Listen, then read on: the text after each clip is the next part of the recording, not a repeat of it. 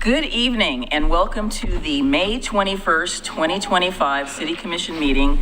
And I would like to officially call the meeting to order and ask Mr. Lee to call the roll, please.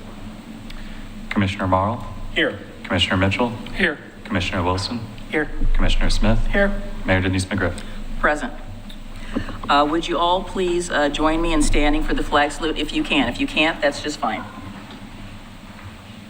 I pledge allegiance to the flag of the United States of America and to the republic for which it stands, one nation, under God, indivisible, with liberty and justice for all.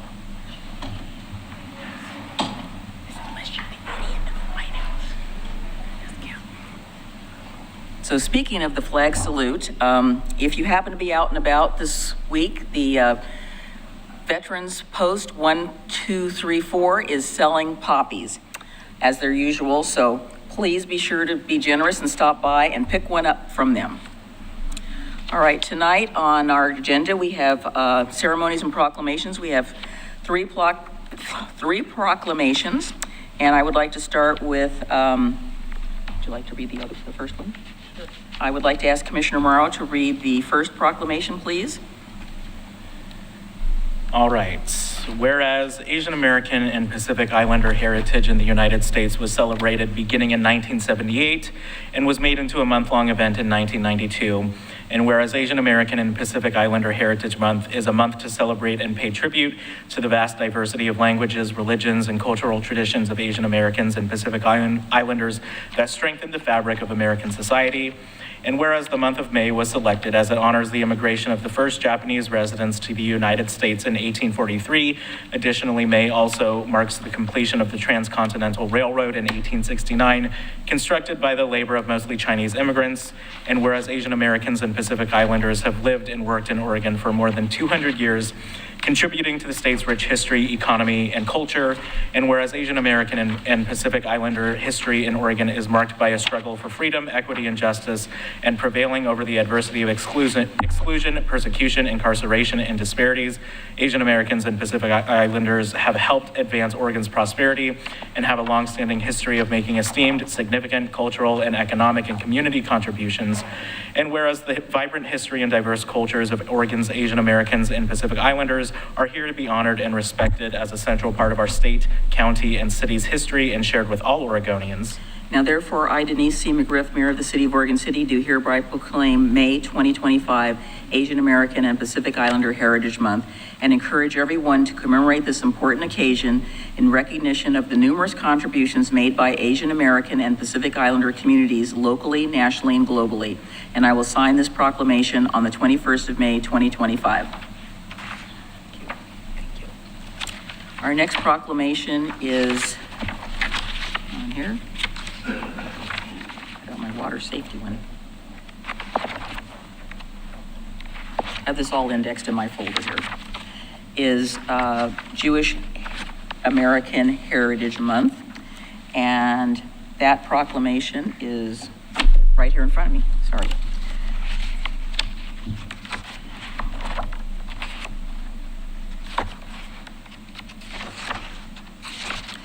So whereas Jewish American Heritage Month is an annual celebration of Jewish Americans who have helped weave the fabric of American history, culture, and society, and whereas 2025 marks the 45th annual celebration of achievements and contributions by Jewish Americans, starting with the establishment of Jewish American Heritage Week in 1980 and expanding it in 2006 when Congress ordered the country annually to observe Jewish American Heritage Month each May.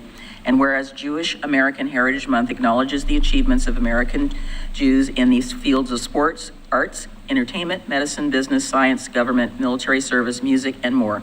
Whereas Jewish Americans have created lives for themselves and their families, played an indispensable role in our nation's civic and community lives, and making invaluable contributions to our nation through their leadership and achievements. And whereas Jewish Americans have made critical contributions to our collective struggle for a more just and fair society, leading movements for social justice and working to ensure that opportunities have been secured and extended to others. And whereas Jewish American Heritage Month pays tribute to the generations of Jewish Americans who have helped form the fabric of American history, Now therefore, I, Denise C. McGriff, proclaim May 2025 Jewish American Heritage Month, and I will sign this proclamation on the 21st of May, 2025. And next we have a proclamation for Water Safety Month. And you may say Water Safety Month, yes. Water Safety Month, May, International Water Safety Day, May 15th. So that is past, but we're still going to celebrate. Whereas the City of Oregon City recognizes the vital role that swimming and aquatic-related activities contribute to good physical and mental health and enhance the quality of life for all people, and whereas the City of Oregon City recognizes the vital importance of water as a valuable resource and acknowledges the inherent risk associated with aquatic environments, and whereas every citizen deserves the opportunity to enjoy water-related activities safely, and whether swimming, boating, or simply just being near bodies of water, and whereas the month of May presents an opportune time to heighten awareness of water safety as warmer weather often leads to increased recreational water activities, and whereas nationally, an estimated 11 people die each day from unintentional drowning, and drowning is the second leading cause of death among children ages 1 to 14, and whereas promoting responsible aquatic practices and equipping individuals with the necessary knowledge and skills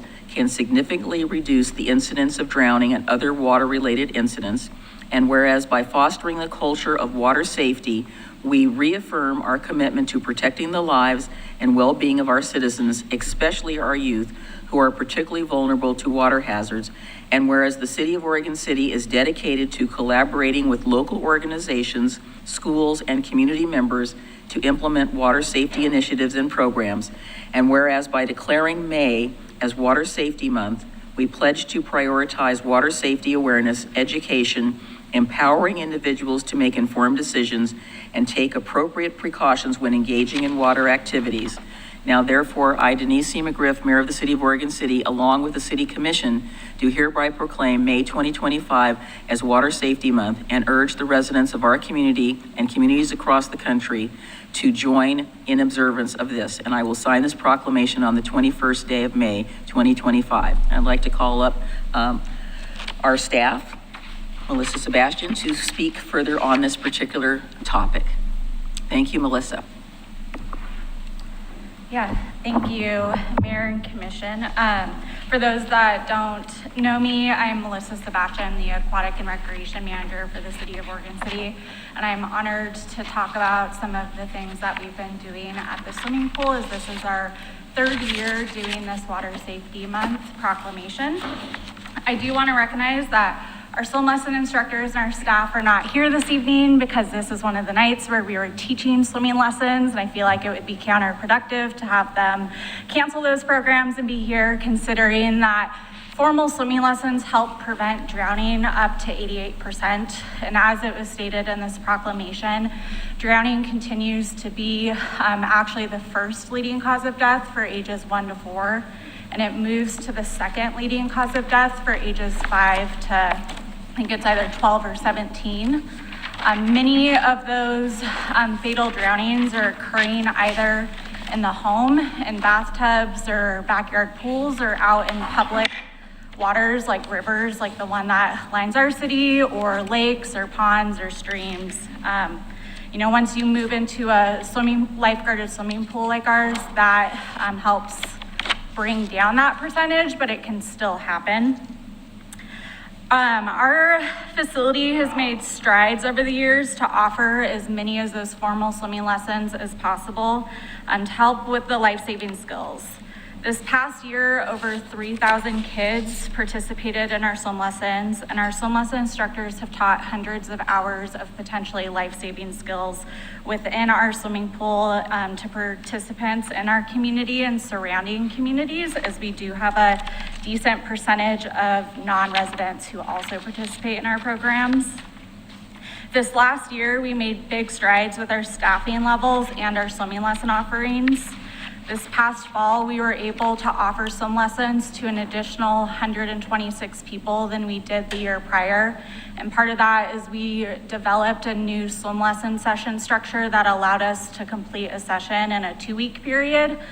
So when we have these funky periods of time, especially around the holidays, we were able to fit in some extra sessions during that time this year.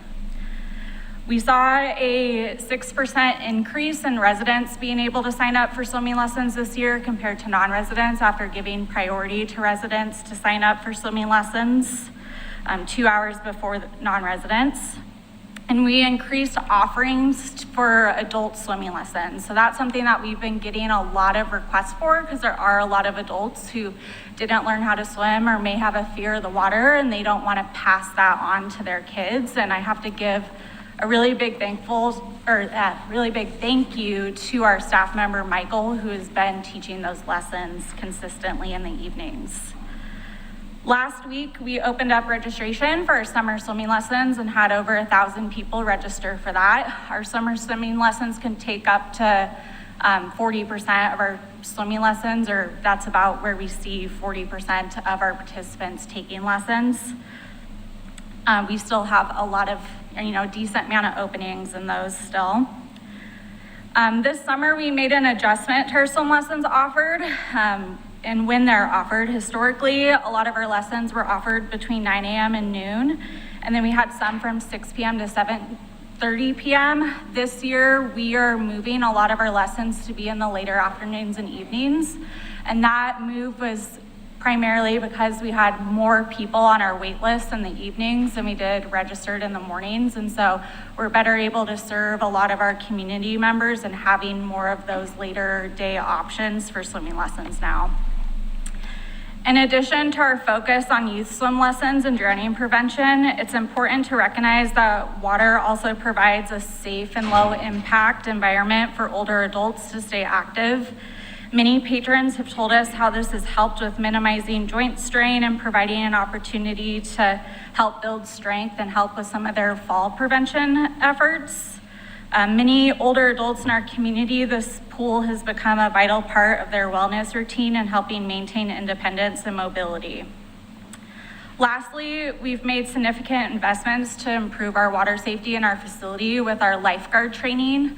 We've increased the amount of hours that our lifeguards are doing in-service trainings this past year. We've helped support our head lifeguards in getting additional training for their lifeguard instructor certification. So we have multiple staff who are able to now certify lifeguards that are in the pool.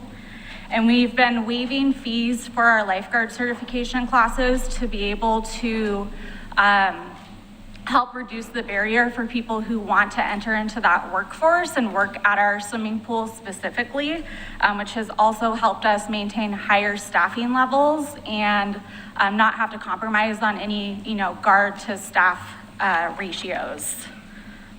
It's important to note that drowning incidences, like I said earlier, are far less likely to occur in lifeguarded facilities, thanks to the proactive presence of trained staff that focus on prevention and emergency response. But prevention doesn't stop there. It starts in the home and in the community where a lot of these drownings are occurring. We do require, one of the questions we get a lot at the pool is why we require adults to still be in the pool with their kids. We have a certain age structure because that's the age where we see the majority of our rescues taking place, and we, add that in as another barrier to reduce the risk of a potential fatal drowning. We encourage families to engage with resources from organizations like the National Drowning Prevention Alliance and the Association of Aquatic Professionals, which offer valuable guidance on how to stay safe in and around water and, other aspects of water safety like boating safety and rivers and all of that we see in our community. Water safety is a shared responsibility, whether it's through swimming lessons, attentive supervision, or continued education, and every step that we take can help save lives. Thank you for supporting the proclamation and for recognizing the importance of water safety in our community. Together, we can make a lasting difference and ensure that everyone has that skill and awareness around water safety.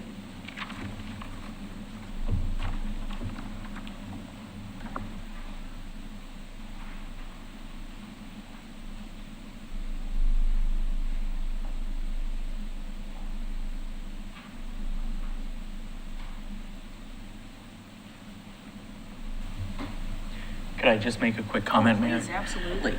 I just want to commend you, Melissa, and your staff for all of the work that you do for our city. Many people in this room don't know this, but Melissa was one of my swimming instructors way back when. Oh, yeah, make her feel really old. And so I really do appreciate your service to this city as well as your staffs. And I do know that after years and years of talking, that this commission really is interested in making sure that you and your staff and our residents have the facility that they deserve. And we are really looking forward to having that funding conversation. When I first became a commissioner, I had a very skeptical view of the impact it had on our budget, because it really is, it is a drain on our budget, but coming around to realizing that it is a public health and safety investment that we make without expecting financial return, but a return in much bigger ways. And so again, thank you very much for being here, and we appreciate your work. I think Commissioner Morrow speaks for all of us. This is a major livability issue. I had just heard a report on Oregon Public Broadcasting about the cooperation that they're having in Multnomah County. They haven't had any drownings on the Sandy River. One jurisdiction bought a jet ski, another jurisdiction bought another piece of equipment, so they're all cooperating.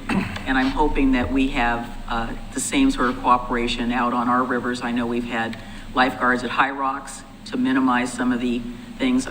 People, again, seem to think that when it's 1,000,000 degrees outside, that there's going to cool them off. They don't understand how cold that water is, and that it comes from up, in the Mount Hood area, and it is cold, and your body will react instantly to, I don't want to be doing this. So I think having those swim lessons is really important. My son took swim lessons at the pool, and I spent a lot of time at the pool because he was also in swim club and what other swimming things were going on. So I spent a lot of time at the pool, and I think as I speak up for all of the commissioners, we appreciate all the work that you do and your staff to improve water safety for people so that they know that it's important to wear life jackets. So thank you. No, thank you. Do you want to give us a report on what kind of student he was? We would love to hear that. Yeah, that was a bit of time ago. I was like, that doesn't make me feel old. What makes me feel old is I'm hiring people that are younger than the amount of years I've worked at that facility. So that's the conversation or the look in some of our staff's eyes when they find out how long I've worked there is, oh, wow.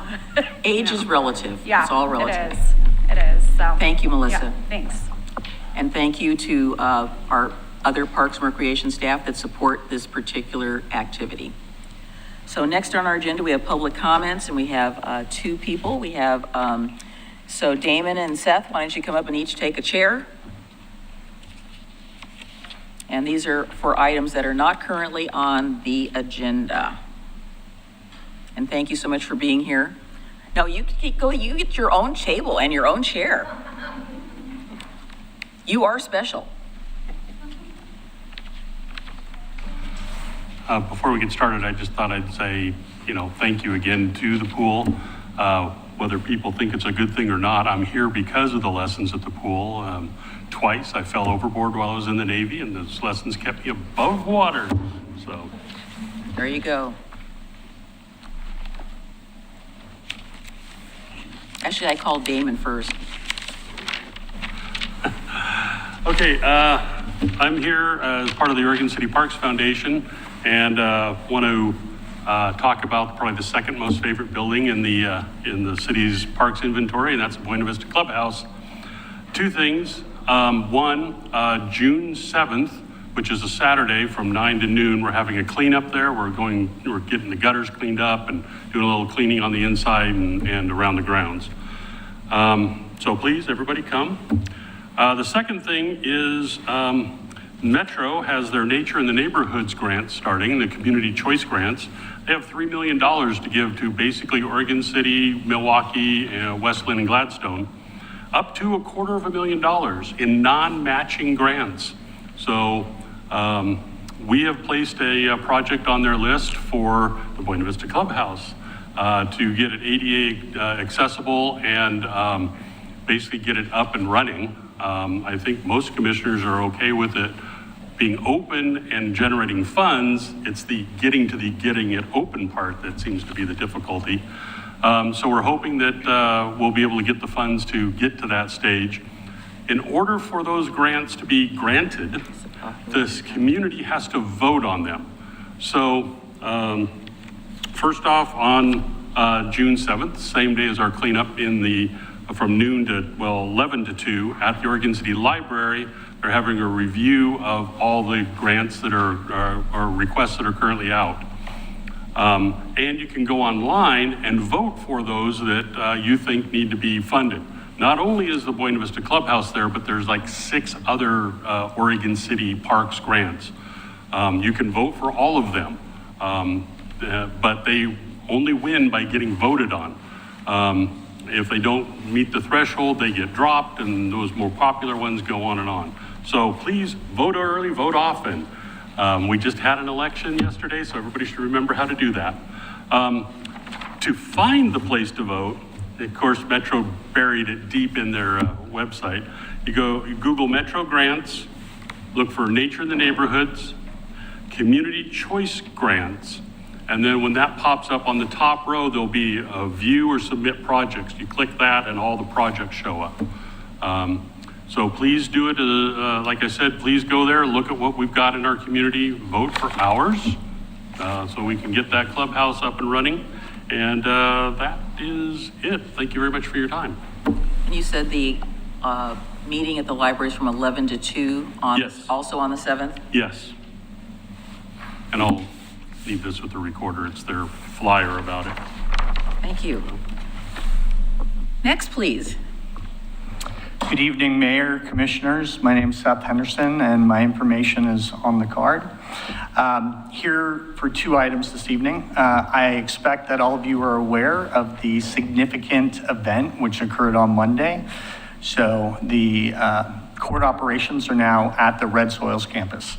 And I would also assume that probably the majority of you have had an opportunity to walk the downtown during business hours.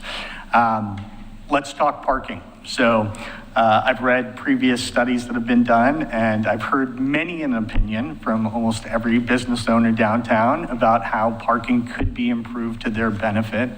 I believe you've discussed at one point doing a study or an analysis after the courthouse had moved of how parking is working downtown. I would ask that you please proceed with that process and do an assessment of how best to support the businesses through the available parking that is downtown. That leads to the second item, which is I've always found it somewhat interesting that some of the most vehement supporters of businesses downtown, you ask them, when were you last downtown? What's your favorite business? And they go, I never go downtown. There's no parking. There's plenty of parking now. And you are leaders in the community. You have influence. I would ask that you please use that to let the community know that businesses downtown are going to need support, especially over the next few years. And anything you can do to support them would be greatly appreciated. Thank you for your time. Thank you so much. Well, we didn't know we were going to talk about parking, but I do know that our parking manager is working on a proposal to look at converting part of our parking lot at 13th to employee parking, and he's been taking a look at that, and I think, I don't know how far he is on it, but you're nodding because we've talked about it, and I think that that is an excellent option. I do know for a fact that our parking permits, we have a waiting list, and we have been filling them as quickly as they become available. So hopefully we will run that list down now and have parking permits for folks that really need it. Did you want to add anything, Chief? No, I think you'll see that proposal that we're bringing forward at the next commission meeting in June, Fantastic. and an explanation why. Okay, thank you so much. All right, let's move to item number 5, presentations. One of the things that we get to do here is present the, we didn't put her whole name in. Anyway, this is Ruth McBride Powers Preservation Award, and we have Christina here to give us the staff report, and then I have a couple of things I would like to say before I move down in front and make the award. But please go ahead. Thank you so much. Sure. Happy Preservation Month, everybody.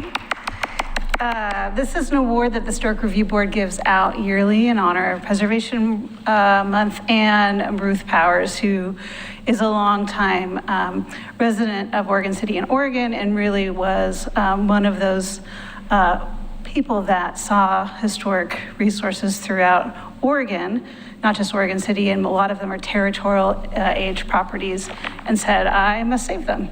So Ruth Powers, over a lifetime, really put money in to save properties like the McCarver House, Rose Farm, Holmes House. Holmes House. Yeah, that's Holmes House, and the Ainsworth House, and many other properties. Thank you. So with this award this year, the Historic Review Board wanted to honor Kevin and Will Island, who put together a pretty amazing rare addition to their property. And this are some of the before photos that was presented to the Historic Review Board.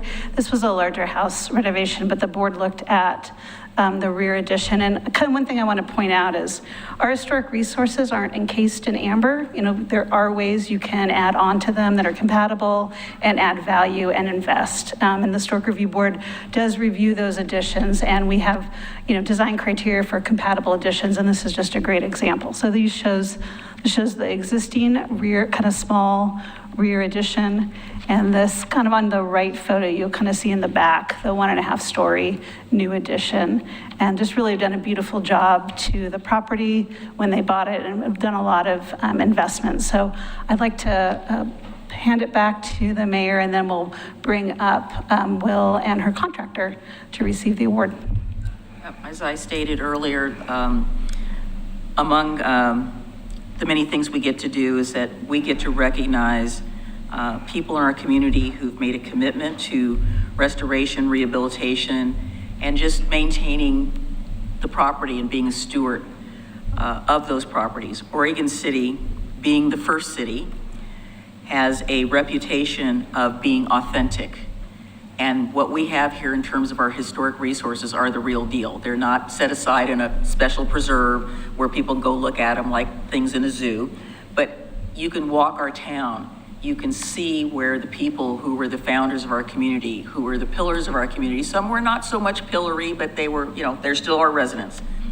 And so it is an honor for me as a National Trust Advisor for the National Trust for Historic Preservation to be a participant in this particular award. Ruth McBride Powers is somebody that I have long admired, and I do have to put a thank you to our staff. I gave a presentation to the Sons and Daughters of Oregon Pioneers, so now I have all of her things that she preserved on a drive, and I can actually do a presentation to people and tell them a little more about her. But I think what we talked about earlier in the month about declaring May as National Preservation Month. In Oregon City, Preservation Month is every month because we're here, we live it, we breathe it. And it's important for our community to know that, as we said in the proclamation, historic place savers pour their time, energy, and resources, and sometimes, many times, a lot of sweat, blood, and tears in protecting the places that they care about. And this year's theme, Harnessing the Power of Place, shows that this place does matter. So the house that we are honoring belongs to one of the long-standing founders of our community, Frank Bush, and his wife, Annie. And they built this house at 204 Jefferson Street, and it sits way above the street because, of course, we have the basalt foundations that we have everywhere in our community. But he was the founder of Bush Furniture, which still exists to this day. There was a minor blip because the Hogg brothers had the building for a while, and then they went back to Bush Furniture. But this is one of the most significant houses in the McLaughlin Conservation District, among many. But it's a 2-story Queen Anne, and it has original spindle work in the gables and the porch, chamfered corners that allow for pendant and decorative brackets. There's a bay with a hipped roof. And I think that the things that the property owners have done have only enhanced its historic significance. I first went into the house probably 25, almost 30 years ago, and the woman that owned it at the time really cared about it and took care of it. And then it had a little bit of period of decline in terms of its significance. Many of the original fixtures were stripped out and sold, and We're very thankful that the current property owners have taken this on to bring it back and painting it, because it was, Phyllis painted it yellow. And I'm not sure that that was a great color, but you know, color's irrelevant. And so they have done an excellent job, and I think we as a commission are very pleased to be able to present this award to them and their builder. And so I'm gonna ask Will to come up with her builder. We have the award, we have Jared here for the picture taking. And I think it would be appropriate, I'd like to ask all the commissioners to come up and take a picture with Will. And this is our award. I'd like to say just a quick word. Okay, I'd just love to say something. I really appreciate what people say. I got you, we got you. We would like you to say something, Lance.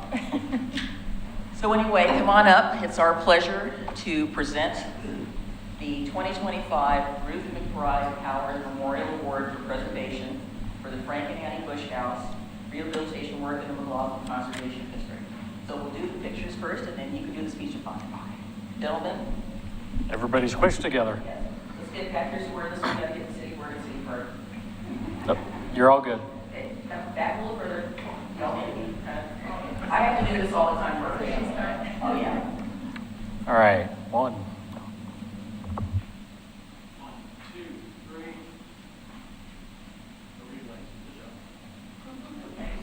Congratulations. And congratulations. And may I pass you the mic? Okay. I would really just like to, first of all, thank the family that we bought the house from, because I'm Eagle-Elsner, and Kevin is off traveling as usual.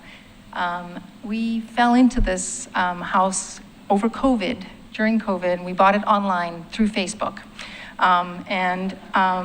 You know, our daughter had taken lessons here in Oregon City for her French horn years ago, and that's all we knew. It was when the bridge was closed, it was a pain to get here. And we love this community. It's just been such a gift. And we wanted to preserve the house, and Joseph has done an incredible job.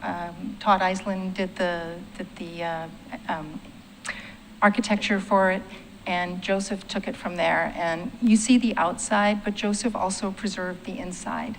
He was able to match woodwork and has just such a love for keeping things the way they are, and was fabulous to work with. And so anyway, this was such a surprise. I had no idea that this even existed.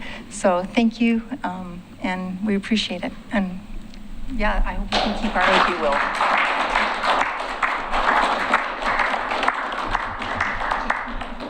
So this is why Oregon City is so awesome. Our historic resources are part of the crown and are part of the jewels in our crown. Thank you, everybody.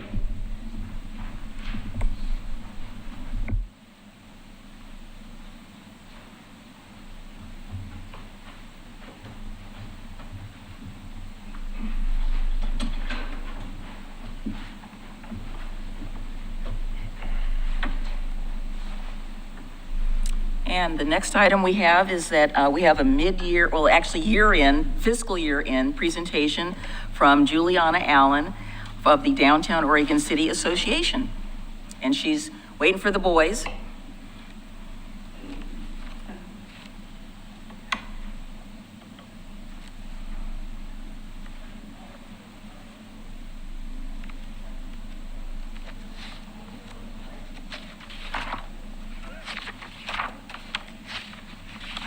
Okay, you're up.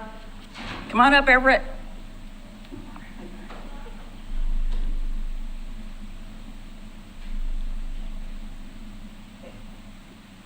They're not giving you a chair either. Oh no, I gotta sit next to Mom. He can scoot the chair over if you want it closer. Mike, and you've got the clicker down there. Okay, perfect. Juliana Allen, I am a resident of Happy Valley, Oregon, and I'm also the executive director of the Downtown Association. And these are my children, Everett and Hendrik. Okay, let me know when we are ready. All right, it is, sorry, I'm just figuring this button out. Thank you. Oh, I got it, thanks. Okay, So tonight I'm going to give you a presentation on a summary of our last year and looking forward to this coming year. So through this presentation, I want to take a step back, and I want to take a step and just kind of go over what Main Street is, who we are, and what we have built our organization on. So the Downtown Oregon City Association is an accredited Main Street program, and we are through the Oregon Main Street, and that is part of National Main Street, so Main Street America. And that organization operates out of 4 pillars. So the key pillars that we operate out of are design, economic vitality, promotion, and organization. So everything we do as an organization is filtered through those 4 components. So I'm going to go into what our goals have been outlined for each of those pillars and what we have done and what we are looking forward to doing. Thank you for your patience, by the way. Sincerely appreciate it. Okay, so design, and I have it here because I can't see very well. So the goal of the design pillar in the 4 pillars is to enhance the physical and visual appeal of downtown to support revitalization and safety.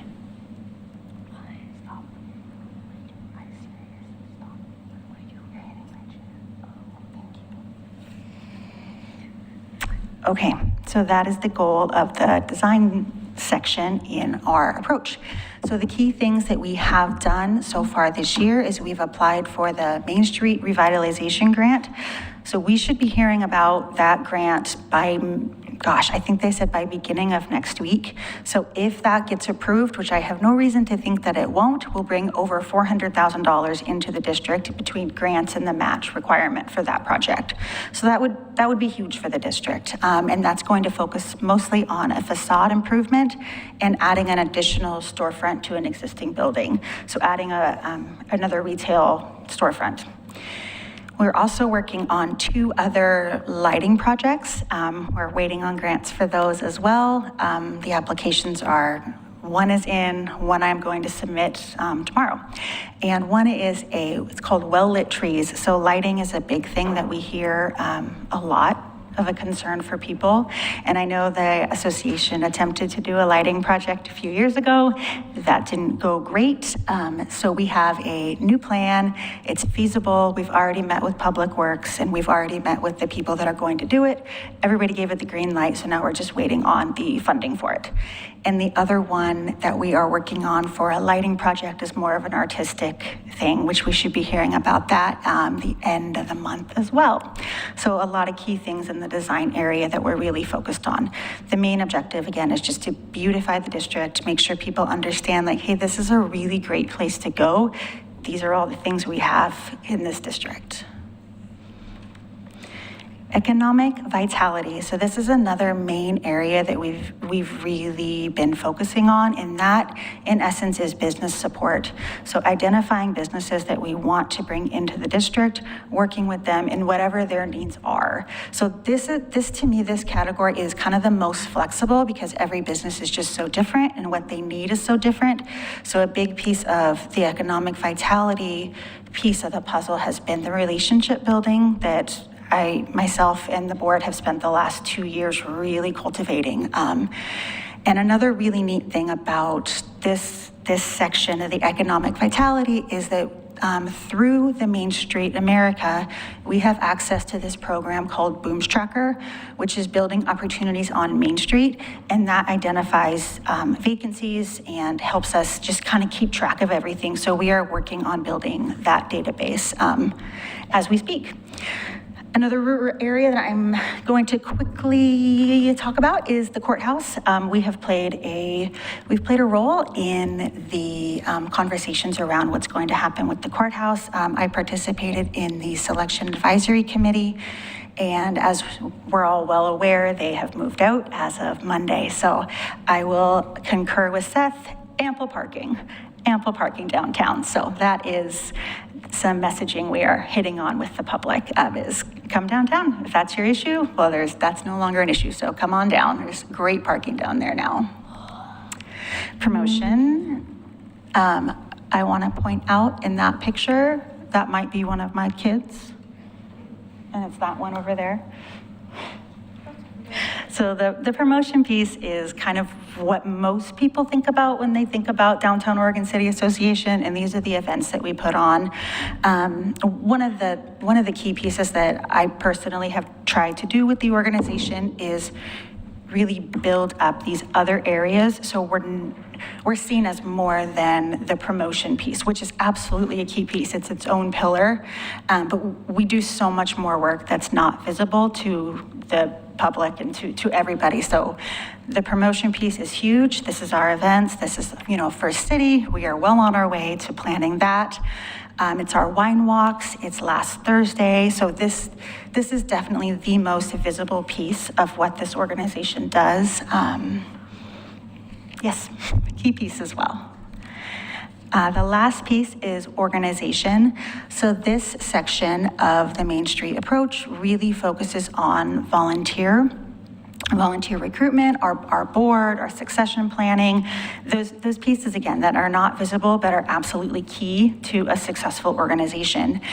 So over the last couple of years, we've really worked hard at getting all of these areas in our organization functioning smoothly and efficiently.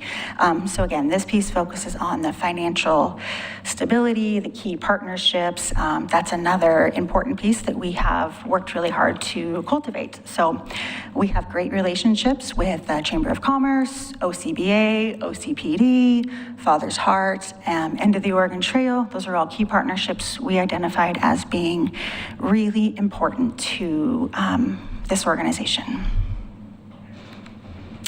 And that is it. So I just want to thank you all for your continued support in shaping a thriving and vibrant downtown Oregon City. It is much, much appreciated. I'm happy to answer any questions. And again, thank you for your patience with my helpers. Gentlemen, do you have any questions? Rocky, did you want to say something? I was waiting. Oh, it's coming. It's coming. Okay, any questions? Okay. Do you? No. Okay, I would like to call on my friend Everett Allen, who wanted to tell us something, and I'm looking forward to hearing it. Everett, are you ready? Yeah. Okay. What do you call a can opener that doesn't work? What do you call a can opener that doesn't work? A can't opener. All right, thank you.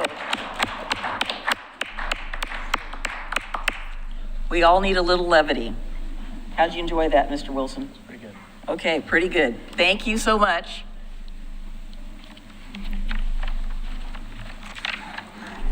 We might have to make that an official part of the agendas in the future.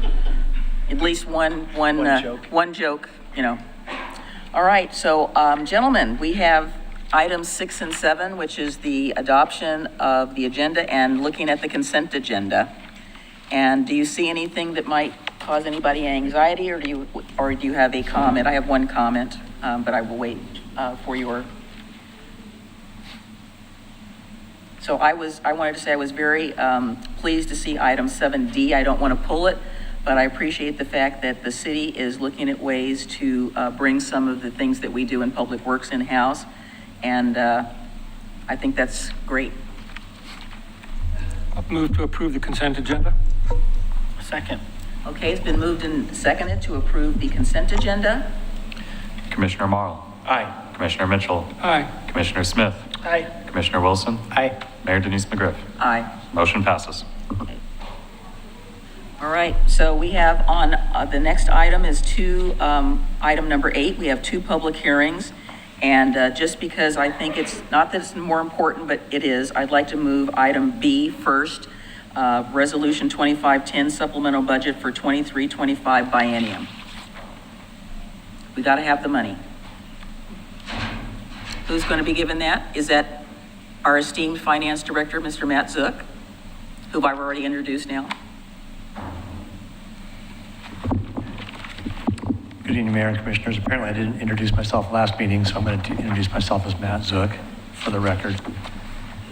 Tonight we have before you a request for a supplemental budget.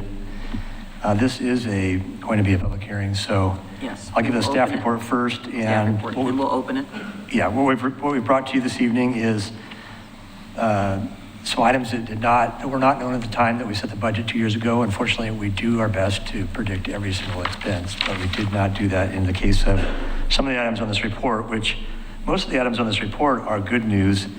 Some of the things that are being presented before you this evening are vehicle maintenance and fuel costs, a minor increase for debt service, which was just a rounding issue, and then parks donations revenue came in higher to cover some of their program costs, city insurance costs, downtown restroom maintenance, and some streetlight maintenance. As you know, PGE's rates have gone up, and so have their streetlights maintenance costs as well. So in addition, there's some costs to the new facilities department, building maintenance, and a facilities master plan. All of these are presented in the resolution and the exhibit to that resolution, Exhibit A, in detail. And I'd be happy to answer any questions if there are any. Otherwise, that's my staff report. Thank you. Are there any questions? Are there any comments? Then we would entertain a motion. Do you have to open the? Oh, yes, sorry. Yes. Any questions of staff? So I'm opening the public hearing, and I do not have any slips for anyone who wishes to testify. Is there anybody online? There is not. All right, so I will close the public hearing and leave it for the commission's deliberation. I move to approve resolution number 25-10, supplemental budget for the 23-25 biennium. Second? It's been moved and seconded. Please call the roll. Commissioner Wilson. Aye. Commissioner Marl. Aye. Commissioner Smith. Aye. Commissioner Mitchell. Aye. Mayor Denise McGriff. Aye. Motion passes. And again, on behalf of the commission, thank you to everyone in the city staff who participated in the budget process, particularly the people who did the heavy lifting, our finance department and our city manager's office. Thank you. We have made it to the finish line. So we are now done with budget officially. We have to, what else do we have to do? Okay. Adopt the budget. Okay. We didn't want to have too much excitement in one evening. Oh. Come back on June 4th. I thought we were going to be able to be done by the end of May. But we have one more hearing on June 4th. Darn. Okay. Well, that's how it goes. Okay. Well, we'll take care of that resolution. All right. Next, we have the first reading of ordinance 25-1006, adopting LEG 25-02, climate-friendly and equitable communities code amendments. I'd like to call up Pete Walter, who is our interim community development director and our planning manager, wearing many hats. Yeah, they're keeping me busy. I'm joined tonight by Brian Davis, who's our consultant with Studio Davis, and he just ducked out, but I think he'll be back very soon. I can't imagine why. And I have a short presentation this evening. As you know, this is file LEG 2502, ordinance number 251006. These are some state mandated parking reforms, which the commission has held various work sessions on. Planning Commission has also been working on, and we also did a fairly significant public outreach process prior to starting the legislative file for this. The Planning Commission met and unanimously recommended approval of the code amendments on April 14th, 2025. And I'm going to have one slide, which is a bullet point list of some of their recommendations as we went through this process, both before the legislative process and during the legislative process.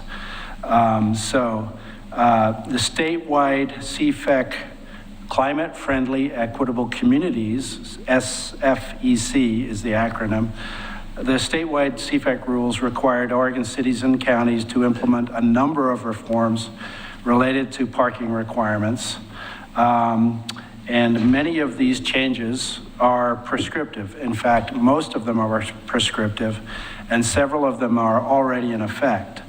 And Brian's going to explain the options that the City Commission chose to maintain compliance with the minimum parking requirements and while conforming substantially to the state rules. So we're going to go into, the first part of the presentation was explaining the public process and how we got here. And then the second half of my presentation is the code amendments themselves, and in particular, the maps that we are going to use to implement these parking reforms. So before he gets started, could you just for the record explain to the listening audience what you mean by being prescriptive?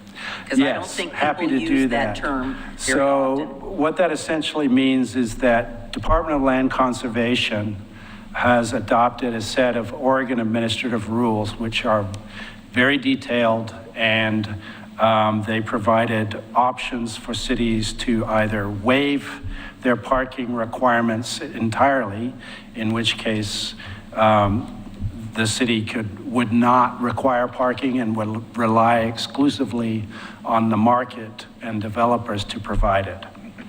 And so the Oregon Administrative Rules is a fairly extensive document pertaining to this, and we have very little flexibility in deviating from those rules. Brian's going to explain what our option was that we went with in that way. Thank you. Thank you. And thanks, Pete. So yeah, I'll get to kind of the options and the... First thing you do is... Brian Davis. Thank you.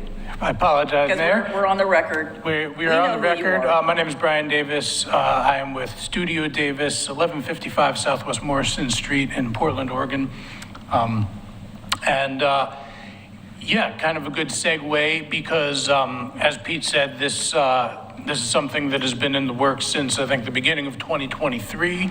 Your staff has been working with the Planning Commission as well as you since, I think, early in 2024 to try to figure out exactly how best to, comply with these state rules in the way that is as palatable as possible to everyone with the city. I came on toward the middle of 2024 to the latter part to help out with that, as well as some of the outreach processes and those sorts of things.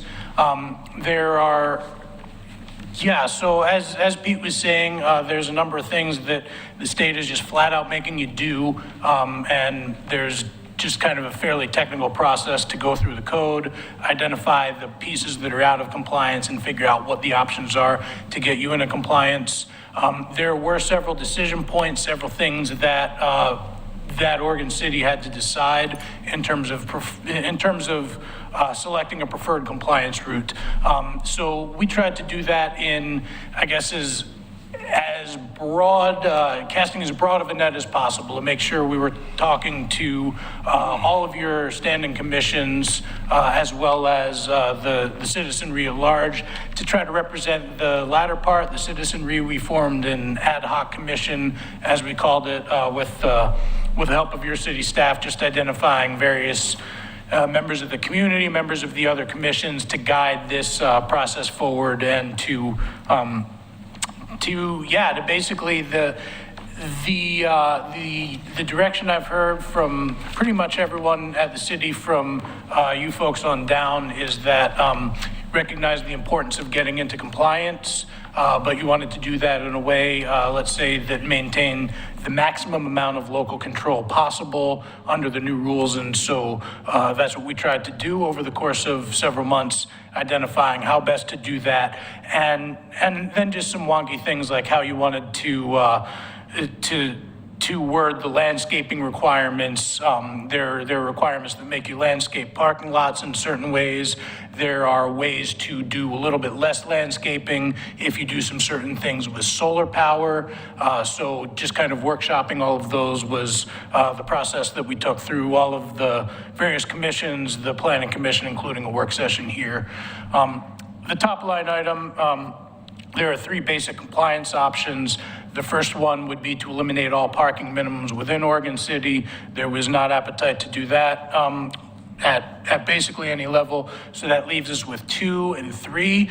2 and 3 both require, as we discussed at our work session, removing parking minimums within a half mile of transit. What does that mean? There's been a lot of back and forth on that. Pete's going to go into that in a little bit further detail. But the other pieces of those with option 2, you're required to enact 2 fairly significant reforms from a menu that includes things like unbundling. That would be when you rent an apartment or an office separately from the parking space. And that would be a requirement by code that you, in order to comply with option 2, you would have to require landlords to rent the parking, lease the parking separately than the offices or the residential. Staff felt that that was going to be just essentially a nightmare to enforce. At first it's easier to do it, but to do it on an ongoing basis after something is fully occupied is really difficult logistically. And that's where option 3 started to jump out as maybe the best one for Oregon City. The key requirement of option 3 is that you manage your parking in some high-minded way, including either parking meters or parking permits. As you well know, you're doing both, particularly downtown where you have the meters, and then right outside of that to the north, I think, is where the permit district is.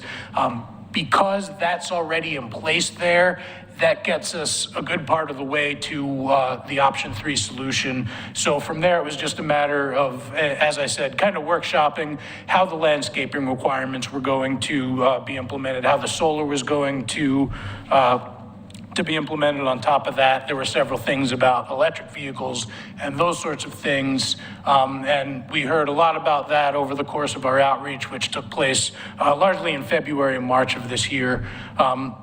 Then we concluded the outreach piece with a presentation to a work session of City Council, where we got some feedback regarding particularly the half-mile distance from the transit line where we're required to eliminate the parking minimums. So basically the conceptual approach looks at that and how best to do that. We have to, so there's a section reducing the burden of parking mandates that allows developers that are that add certain features to buildings, including, I think, LEED certification, including residential units that are below the median, assuming that's those happen. They're allowed to reduce or they have a lower burden than they otherwise would without those features.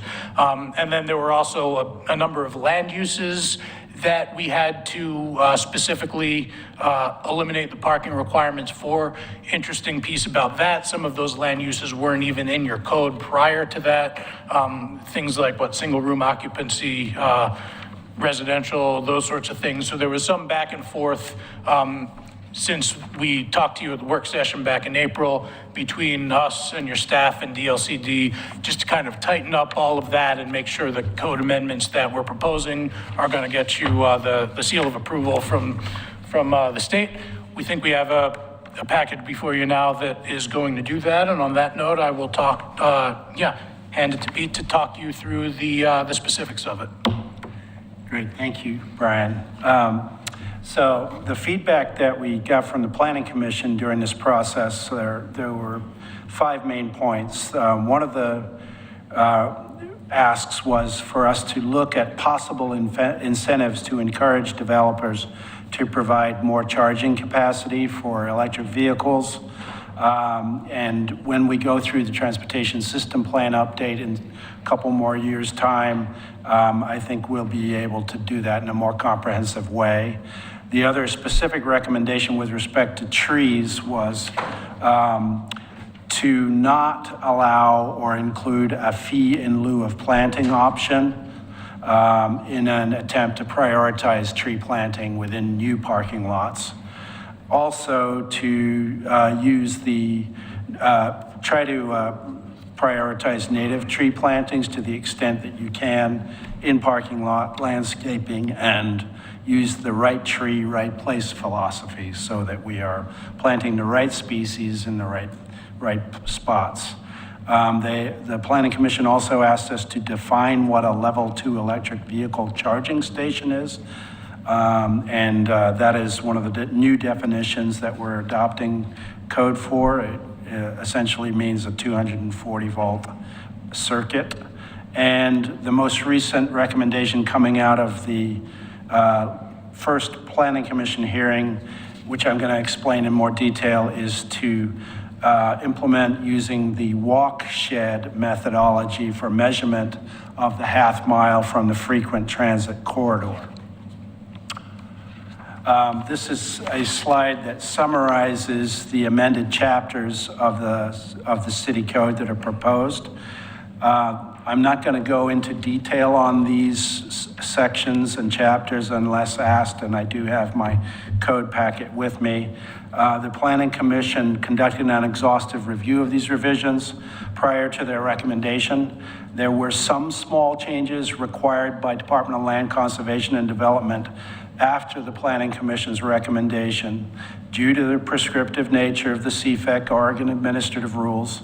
And we have made those minor changes, and Department of Land, DLCD staff have reviewed and indicated that the code now meets the state's minimum requirements for Oregon City based on our preferred direction, option 3. So we have some new definitions in Chapter 1704. The main chapter of code that we are amending is 1752, off-street parking and loading. And the majority of those prescribed reforms in this chapter have to do with exempting certain areas, such as the frequent transit corridor and regional center, and specific uses, reducing number of spaces, having more detail for shared parking, more flexibility for shared parking, and then specific requirements for trees, landscaping, electric vehicle charging, accessibility, lighting for pedestrian areas and parking lots, and bicycle parking itself.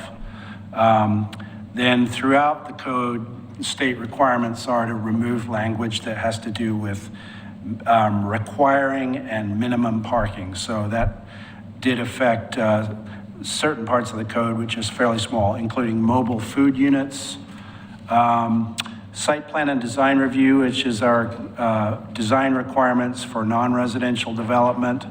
We updated the type 1 review process that we currently have to accommodate reuse and redevelopment of parking spaces for bicycle, transit, landscaping, and other non-parking uses. We have revised the standards for pedestrian circulation and lighting somewhat in our general standards to comply with state rules.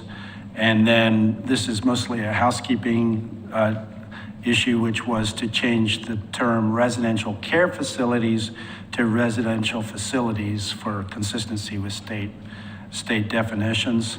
And finally, adding a lighting requirement for bicycle parking areas in the outdoor lighting code section.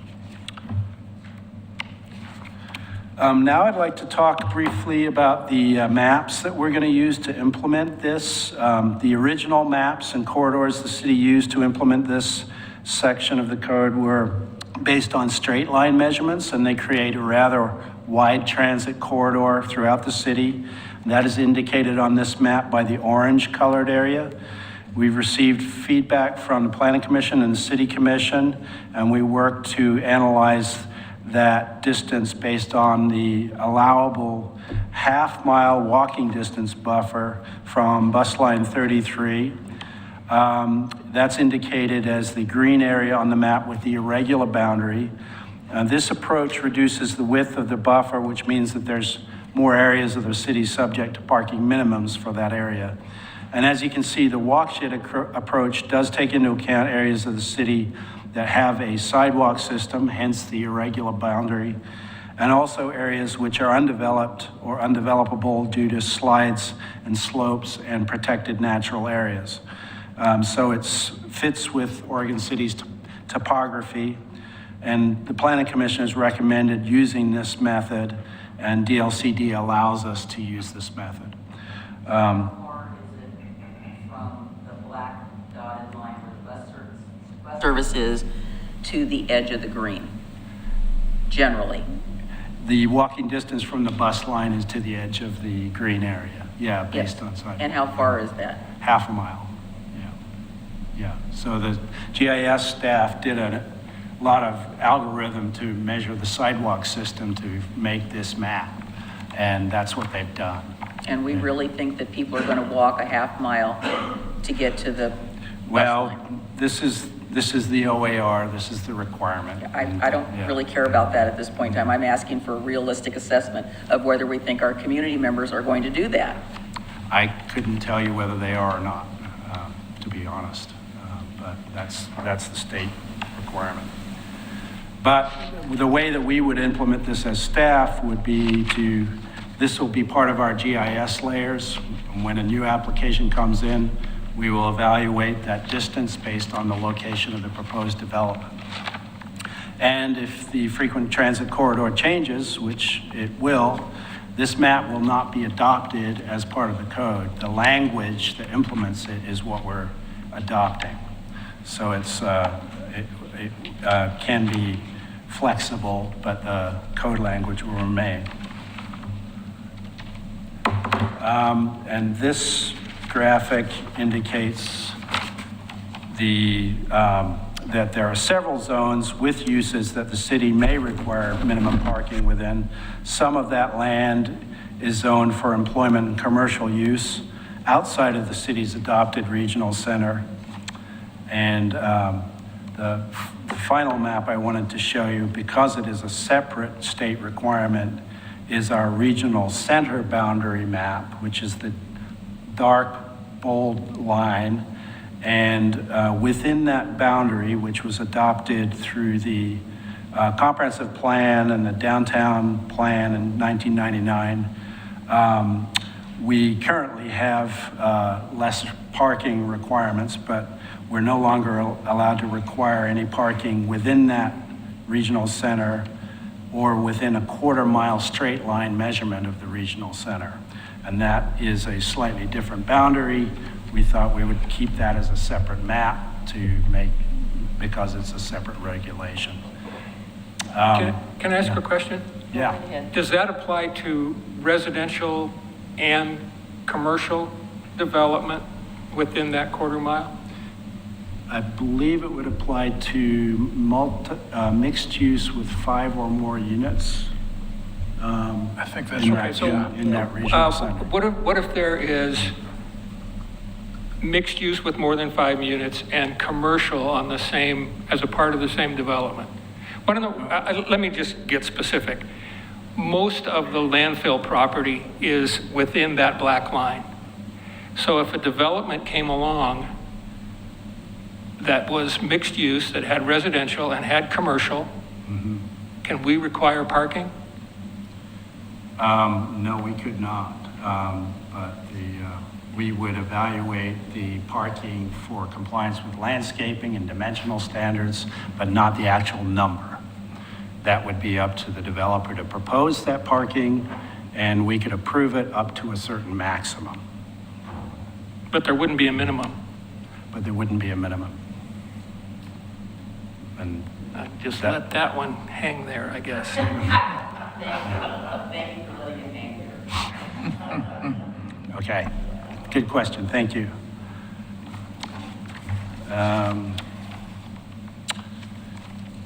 And that concludes my staff report and our presentation.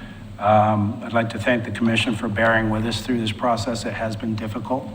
But I think we got great input from the community on these requirements. And I do think that this is the best possible solution to meet the minimum standards that are required. So your options this evening are to approve the first reading of the ordinance, adopting the CFEC code amendments, and using the walking distance measurement for the half-mile frequent transit corridor, which is what the Planning Commission's recommended. Second option is approve the ordinance with modifications. And third is to request revisions and modifications and continue the public hearing to a date. Sir. Could you summarize what some of the public input has been? I mean, obviously, I see we've got a big crowd here tonight, and I haven't Thank you. And I haven't seen big crowds at the Planning Commission either. I can try. I mean, I think the popularity of the removal of parking requirements speaks for itself. But Are you being facetious that it was popular? A little bit. A little, Okay. yeah. Just checking. We like to have a little humor in our, as you noticed. Yeah, well, I often say that I got into this because I like a subject where everybody agreed, and with parking, it's the case, everybody always agrees that I'm wrong. And so it's, but in all seriousness, the flavor of the outreach is that, that no parking minimum citywide is not right for Oregon City, that folks were strongly in favor of keeping the requirements wherever we could, and that's kind of why the back and forth with the the half-mile straight line distance versus the walk shed. There was a graphic there that shows the new areas where you can now maintain requirements versus the old area, which if you just did the half-mile walk shed, there'd be less that you maintain that control to be able to require that parking. And then, honestly, there was a lot of fairly high-minded discussion about trees. I think some of that just being maybe some of the personalities on the various groups had some expertise regarding trees. They had some expertise regarding electric vehicles and charging requirements, charging parameters that they were more than happy to share. It's as it always is with parking. You try to picture the economic outcomes you want. You try to picture the city that you want to be and then work backwards and figure the parking out from there. I always say that it's a tool. It's not an end in and of itself. Obviously, you're restricted with the state requirements as to how much you can envision there. So I've tried to be a neutral arbiter regarding that and just sort of point to it, not just with this commission, but throughout the outreach process, to your question, Mayor. Just try and state, here are the facts, here's my best guess at why DLCD thinks that this is a good way to do it. Here's my best guess as to what may or may not happen if you do it this way versus that way.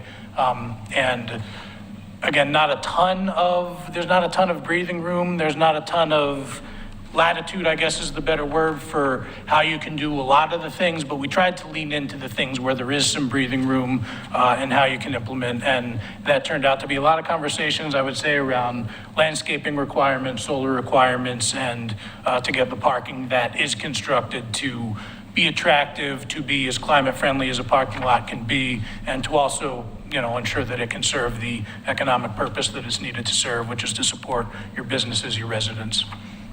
So there is not a map that shows the walk shed. Yeah, there. So, well, that's why I'm asking if you want to put that one That was the map. back up. So while you're doing that, one of my questions involves this buffer area is extremely large, and I think, as I've stated before, I think is not workable, which is why I talked to DLCD about in the geographically constrained areas, could we reduce it to a quarter mile? And there was some consideration of that because, again, Oregon City's not like other communities, but what I'm concerned about is the unintended consequences of the adjacent residential neighborhoods up and down this corridor. And what is going to happen with this being implemented that people have no idea that's going to happen. I mean, I am very much against our city turning into Hawthorne Boulevard or Division, where there is just random chaos, lots of great businesses, but people drive there, nowhere to park. I don't want to see spillover into the neighborhoods. As I've stated before, the McLaughlin neighborhood is already the densest neighborhood, and there are already parking conflicts and parking issues because of the fact that we do not have the necessary transit to support what this program is trying to do. And I understand what it's trying to do. As I've stated many times before, it is the cart before the horse. We really need to have the transit, and for some reason, all of this stuff is falling on deaf ears with TriMet, and their ridership is declining, starting, with COVID. So I feel that while the goals of this are very admirable, and I support what the goals of this are, I get concerned about what happens. You've got part of this buffer area going into over our friends in Westland, over to our friends in Westland. I don't know what that means. But, looking at the zoning map here, and we know what the residential colors are. They're the browns and the yellows and the ochres. And we've got a very tight commercial corridor of maybe a block over on either side, and then it's all residential. And to me, that seems like a more reasonable boundary to use for no parking or whatever we want to try to do, or minimum or maximum parking, or requiring some parking, than expanding it, because I personally feel people are not going to walk a half mile to the bus, wherever the bus is. And I know that we would love for people to do that. I would love for people to do that. But we unfortunately are stuck with the fact that we are a car-centric community. And there are people who take the bus. That is very true. But it's not enough to make this work the way we would really want it to work in the best of all possible worlds. And, personally, I can see this, from my standpoint, I can see that I guess I've kind of given up hope that TriMet is going to do anything to really help us. And John, if you're listening, I'm sorry. I just don't see it happening. I've been watching this for years as a resident of this community, and we have the Clackamas County shuttle, and half the time there's one or two people on it. I hope they don't cancel it, because I think the word hasn't been gotten out that you can get around town by using this particular conveyance. And something that came up in a meeting I was at a couple of days ago was maybe it's time that we start thinking in Clackamas County about providing our own transit service, such as our colleagues in Wilsonville and Canby, because, bless your heart, TriMet, it just ain't happening. I know that's a discussion for further down the line, and it doesn't really affect this, but it just hurts my heart dealing with what I know will be some unintended consequences. And I don't know whether that was part of the Planning Commission discussion at all, because there always are. As planners, we know that there are always unintended consequences. So I guess I would like your professional thoughts about that, because I don't want the community coming back and saying, you have made our neighborhoods unlivable. You have, we've reached the public trust of our goal of making this city livable and people wanting to be here. And there are areas in our neighborhood, because I've seen the Metro Walk book. My neighborhood is extremely walkable. I don't know so much about the Molalla Avenue corridor. There are people that walk it. I see them all the time, but it's not like you can walk to here and to there and you can be there in 5 or 10 minutes. So that's at least one of my questions, which was a big, long question. I know, sorry. I don't disagree with you. I feel like these amendments are just a very small part of a much larger problem, which includes not having sufficient public transit options in Oregon City, and us being a largely car-dependent community as we are, with a lot of people commuting to work on the other side of the metro area. I totally understand. As far as the distance of the frequent transit corridor, that much for a metro city has been very, very much something that we can't alter unless we approach DLCD and try to get some sort of a variance from it. And we haven't really gone down that avenue. I don't know what we would do to approach that, but I'm happy to have that conversation with DLCD. I talked with the deputy director and talked with our community development director, and there was some acquiescence that maybe that might work here. They didn't say yes, they didn't say no. Okay. If that is something that the commission wishes staff to follow up on between now and, we are mandated by the state to try to adopt these by June 30th, so we would need a reprieve from that, from DLCD.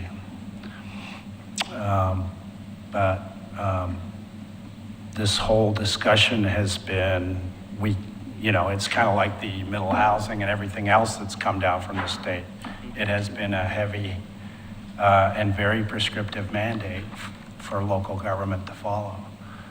And I don't know of a lot of flexibility. There hasn't been much discussion about it when we've talked to DLCD staff. It's Because just, people have been afraid to ask, that's why I asked. well, I think that's a discussion that the city commission could have with it. But Questions, gentlemen? Comments, gentlemen? Everybody's into stunned silence right now. I do appreciate the fact that we've talked about, because I think we suggested that as well, that there not be a fee in lieu. Please plant the trees, we need the trees. yeah. I mean, that's a minor part of this, but it's also an important part, because guess where people park in parking lots? Under the trees where it's shady, and it's only getting warmer. I think that's a good way to go, and I know that our NRC folks and our Parks Foundation folks and other folks dealing with trees and things want us to be replanting native species so that they will have a better chance of survival, as opposed to some, exotic trees that don't really grow here in the Pacific Northwest. So, I appreciate that. Like I said, I think my biggest concern is what are the unintended consequences, which, again, we should be listing what those are and how we can possibly mitigate those. Yeah, I might add that as we work towards updating the transportation system plan, if there's any opportunity for us to amend these at the time that we adopt or go through that process, we should seriously consider doing that. We should put that on the list. Yeah. Some of these people are going to be here longer than some of us, and so we want to make sure that happens. Mm-hmm. Can you bring the slides back up? I had a question. I think it was on the second slide.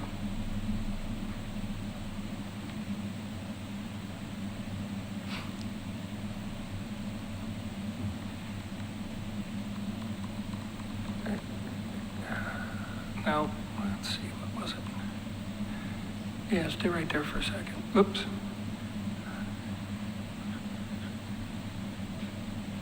No, that must not have been, maybe the next one, I'm sorry. I think it is the next one. No.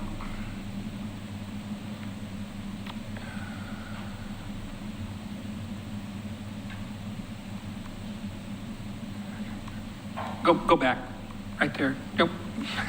Okay. Right. No, I'm sorry, never mind. Okay. I can't find it again. Yeah, well, I thought so, but no, I don't see it. Maybe it was that one. Go back, sorry. Well, I'll just say that this is, I mean, it's hard to even describe this. This is obviously, they shoehorned a bunch of stuff in here to get enough votes. Not that our legislature would ever do something like that, right? What? I mean, reduce parking spaces by putting in solar. Reduce parking spaces for, all these different things, including one that I thought was pretty hilarious, where you can reduce by one off-street parking space for every 2 units that are fully accessible to people with mobility disabilities, who would probably need more parking spaces, not less, but you can. I thought that was the law already. You had to provide some accessible parking. I mean, No, this says you apartments. can reduce the number of parking spaces if you build accessible units. But you have to have accessible parking spaces, Yeah. which require the, the crosshatch and the van accessible. So maybe it's reducing the other spaces. Oh, reducing the other spaces, Yeah. okay. It's just, it's another state mandate. One size fits all doesn't work. but I wish I saw another path, because if we don't adopt this, the first time a development comes along, a proposal, and wants us to abide by it, Mr. Kubaisman, who's not going to be here, but Ms. Richter will have to go to court with nothing before the LCDC, because it's state law, and we don't get to decide, we're not going to follow it. So I don't see another path ahead, as much as I hate to say that. And I want to compliment staff and the Planning Commission for all the work on this to try to twist this thing into as acceptable as they could. Was not an easy lift. It's unfortunate, it's poorly thought out, but I just don't see another path through.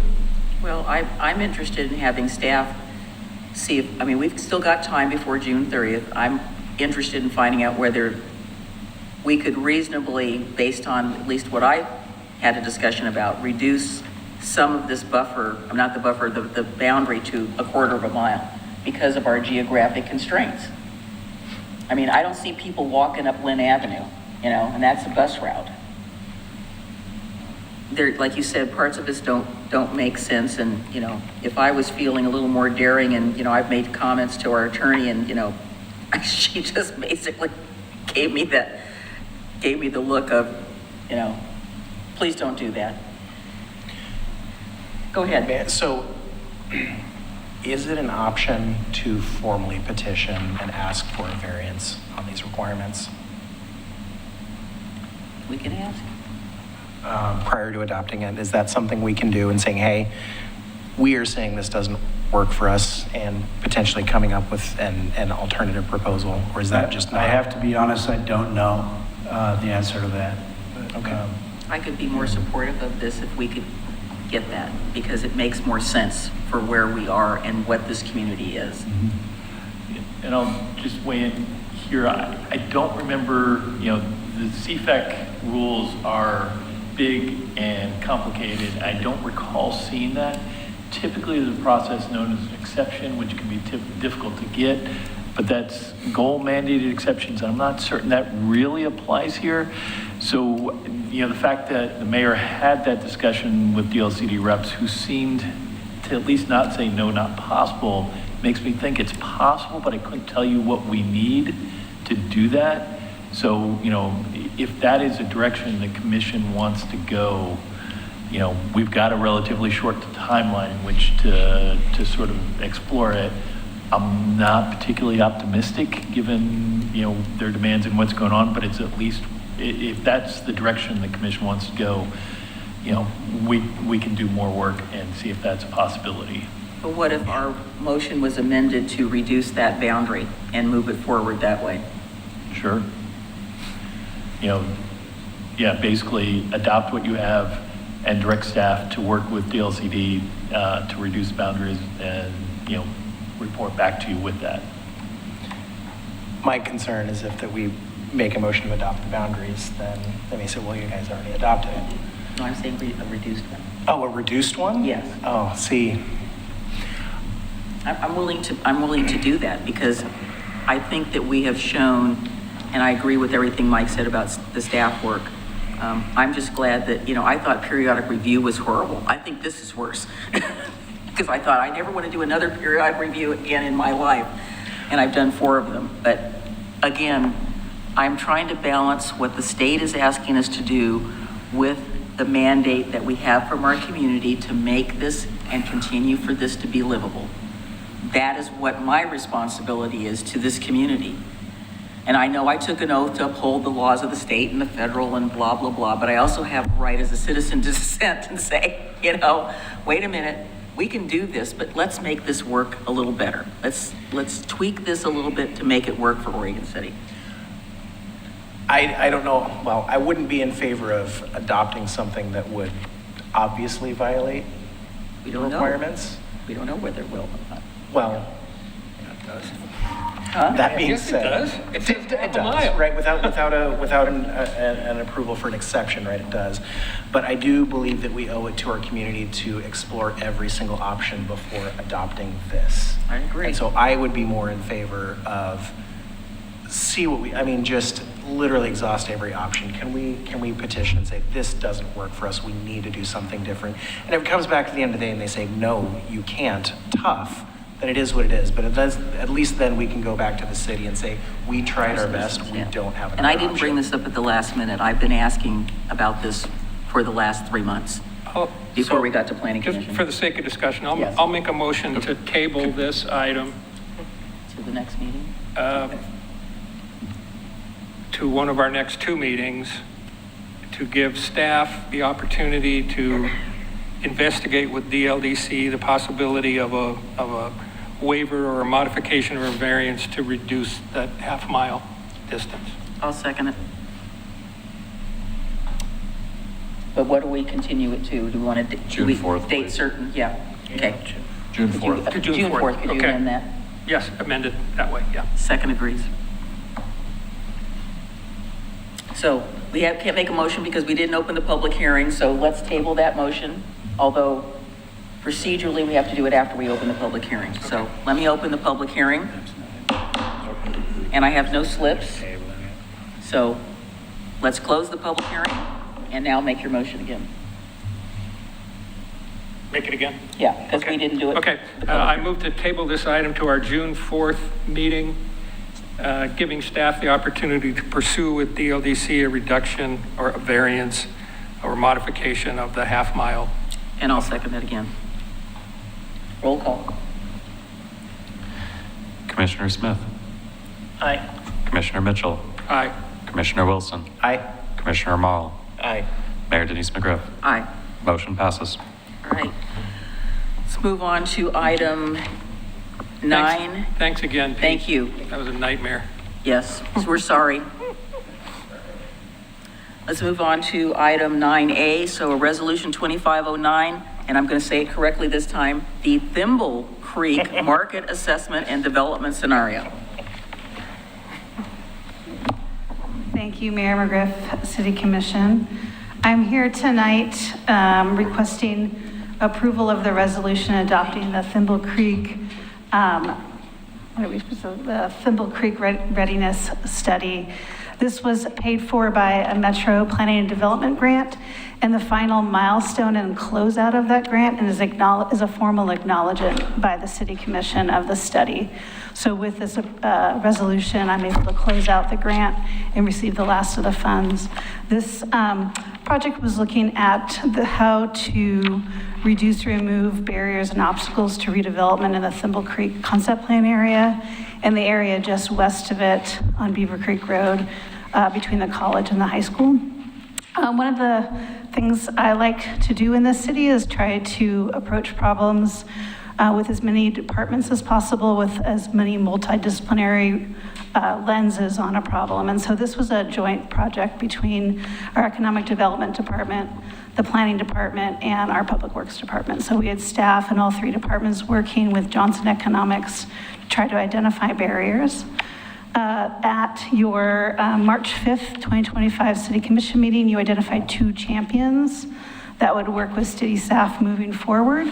And I have a list of the kind of tasks moving forward that those champions will work with staff to enhance communication with the full City Commission on the champion's progress, becoming more acquainted with challenges impeding the Thimble Creek concept plan from fulfilling its intended mission, work alongside staff to develop strategies to mitigate the various obstacles to the plan's successful implementation, engage with staff and other institutional property owners and individual property owners of larger tracts of land on property disposition, work with staff to draft policy options, identify funding sources, and explore the potential of establishing public-private partnerships to mitigate challenges impacting the plan, and provide recommendations to the full City Commission for further action steps.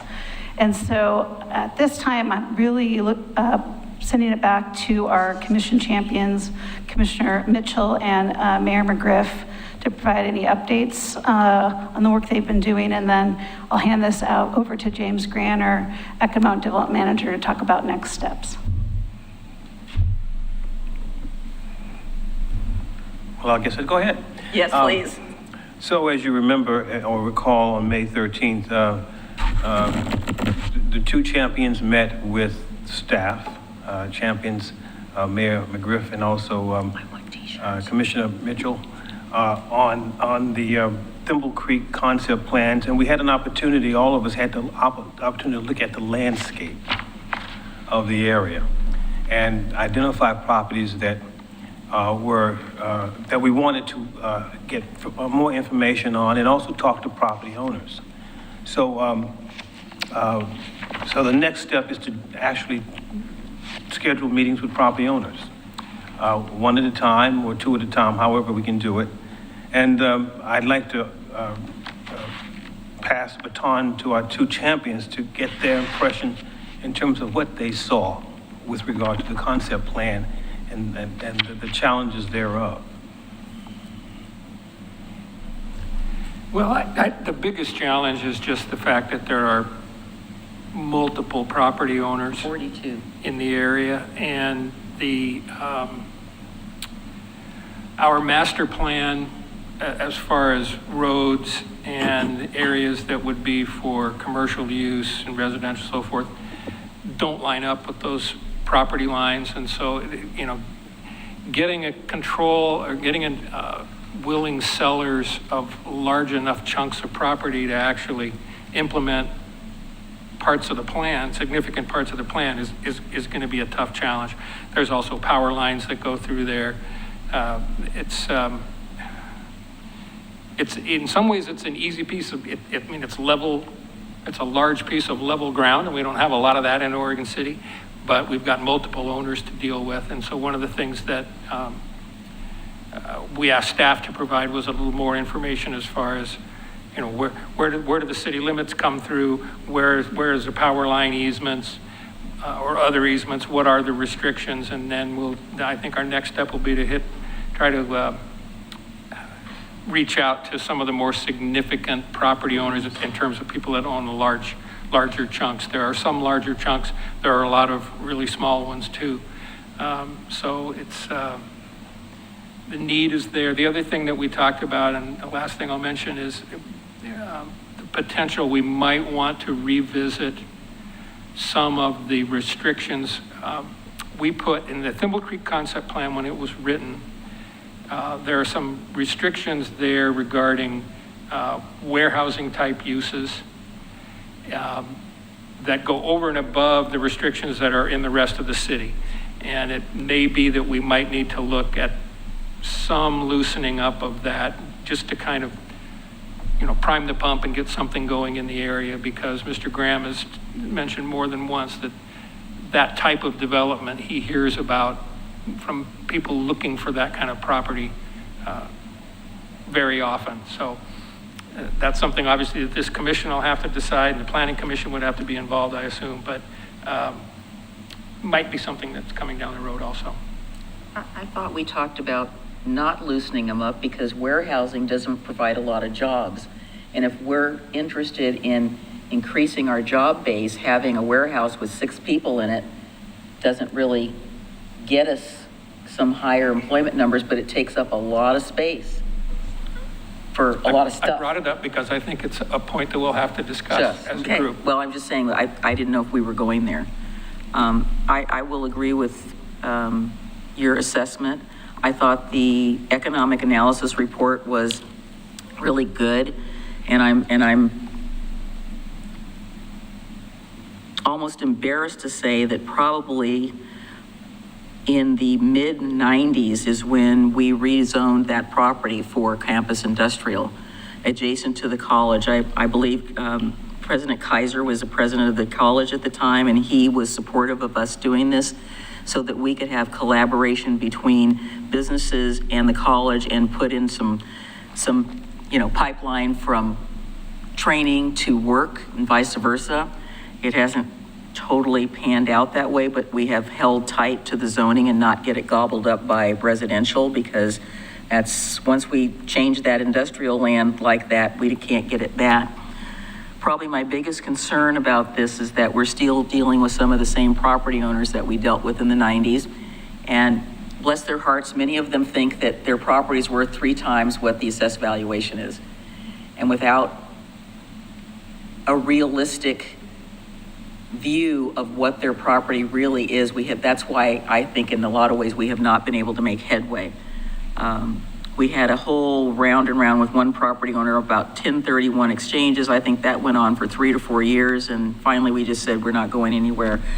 But I think we have a real opportunity here.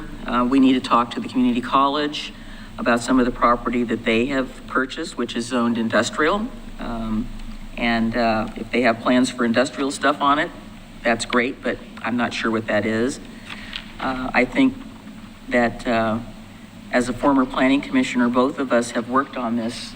It wasn't called by that name at the time, but it's been something we have both worked on over the years, and we are going to do our best to try to be very persuasive as we can to move this forward. But I thought that these Metro dollars were well spent. I think we have updated information that we can move forward, and I'm hoping that within the next year we can have some success. But I agree with you about the roads. That's the one thing we talked about, that the proposed planning for the roads is not in places where it makes sense for the lots. So I would hope that we can pass Resolution 2509 and move this forward. Is there a motion? I'll move to approve the first reading of Resolution 25-09, Thimble Creek Land Readiness. I don't think we have to do a first reading of a resolution. No? Oh, It's just, that's it. okay. Then I'll move to approve. Is there a second? Is there a second? Second. Thank you. Do you have to read it, Bill? No. Okay, so on the motion for adoption of Resolution 2509, please. Commissioner Mitchell. Aye. Commissioner Smith.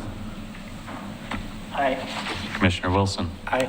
Commissioner Marl. Aye. Mayor Denise McGriff. Aye. Motion passes. Thank you. All right.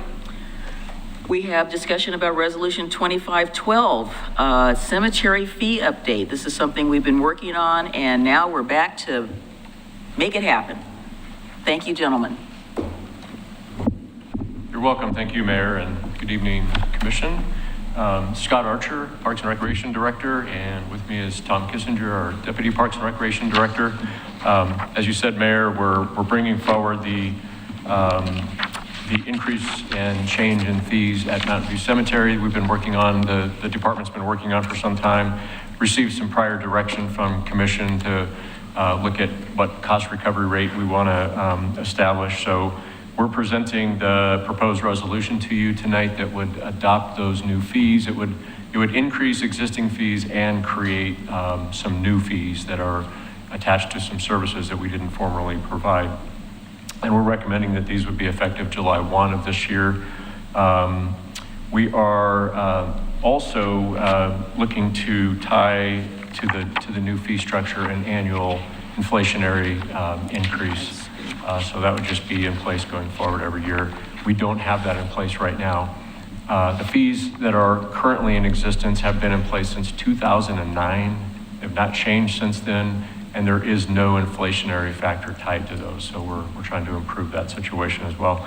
The other piece of this is that the resolution references the creation of a separate fund for the long-term care and maintenance of the cemetery. We don't have such a thing right now.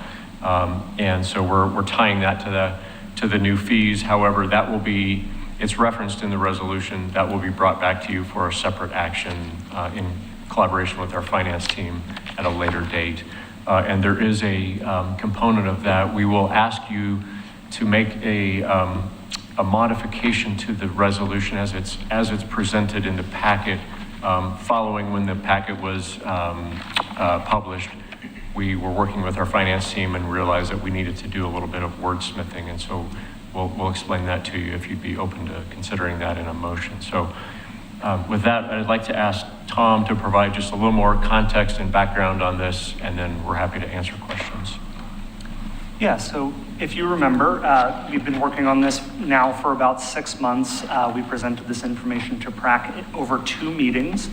We reviewed it with them in January, received some feedback, brought back some proposals that fit their questions. They were supportive of moving forward with a cemetery fee increase. We then brought this back to City Commission for their review and approval on April 2nd. If you remember, we kind of settled on a target of 75% cost recovery. If you look at that exhibit, that's what you'll see there. There's the exhibit that outlines what that fee would look like, as well as our average comparables. Those comparables are a mix of both public and private cemeteries within the region. You can see that we're pretty much consistently within the market at these rates. And then there's also an analysis that shows, based on our fiscal year 23-24 sales, what we would expect to see in revenue if sales stayed consistent. And that comes right in at around 78% cost recovery with the costs that are allocated in our new budget.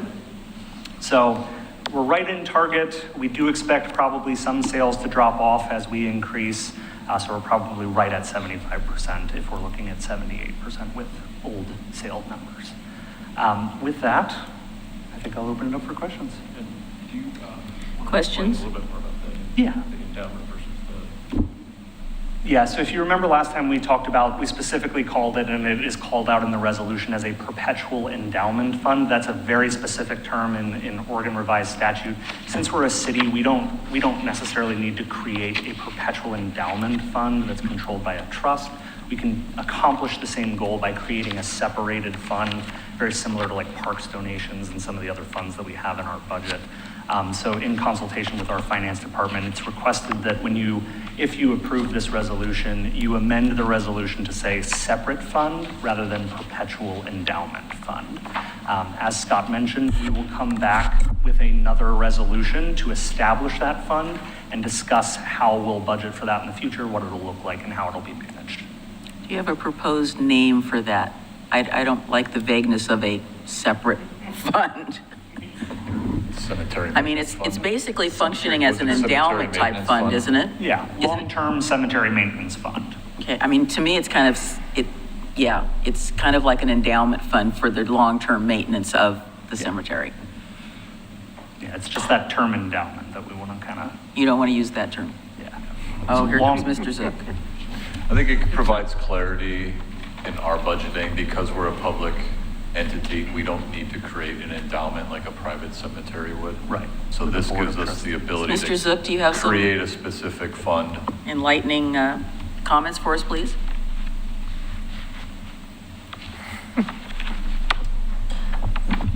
Matt Zook, Finance Director. Excuse me. The primary difference that we wanted to avoid with an endowment fund is that it implies that the principal cannot be spent and that only the interest earnings on the endowment can be spent for operational purposes.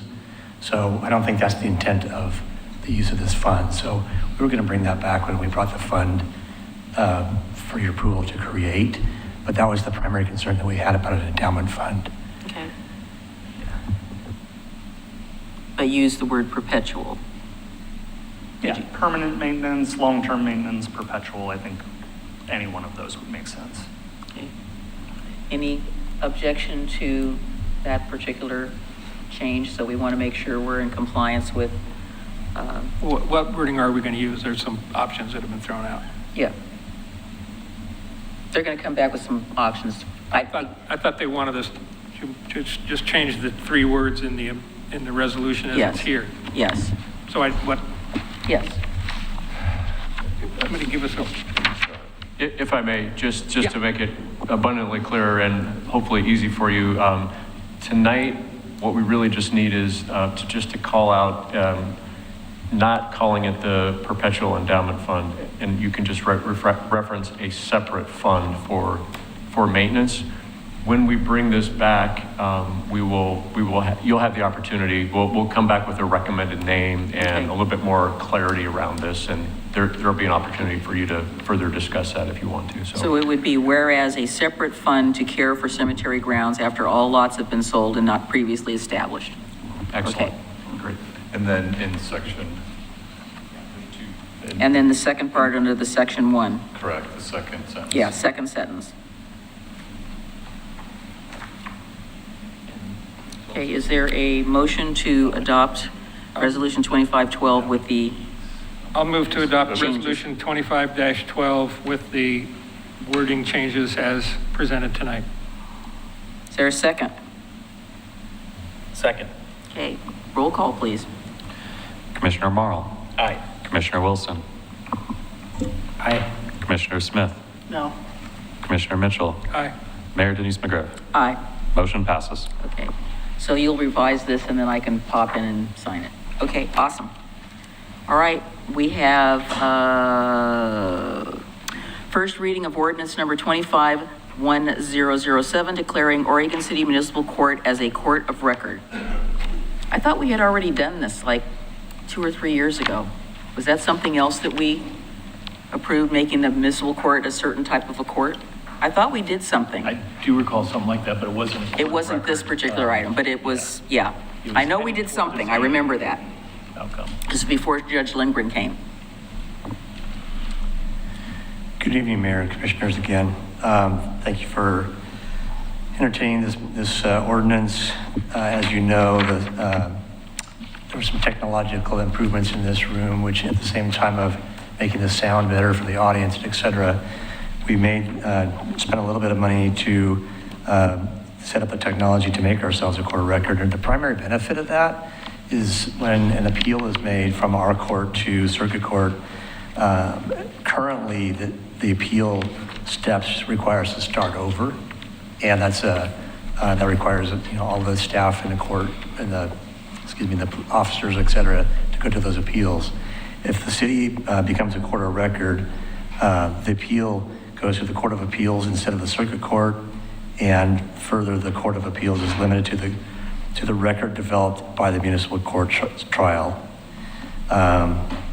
Technology seems to have been the primary reason why we didn't have that in the past. We also have a judge who has supported this, and so tonight we're requesting that the Court of Record, city move forward with being a court of record. We will apply for that with the state, and then that will be done. To do this action this evening, there's no financial cost. Okay. Are there any questions? Does everybody understand what we're doing? Okay, I'd entertain a motion.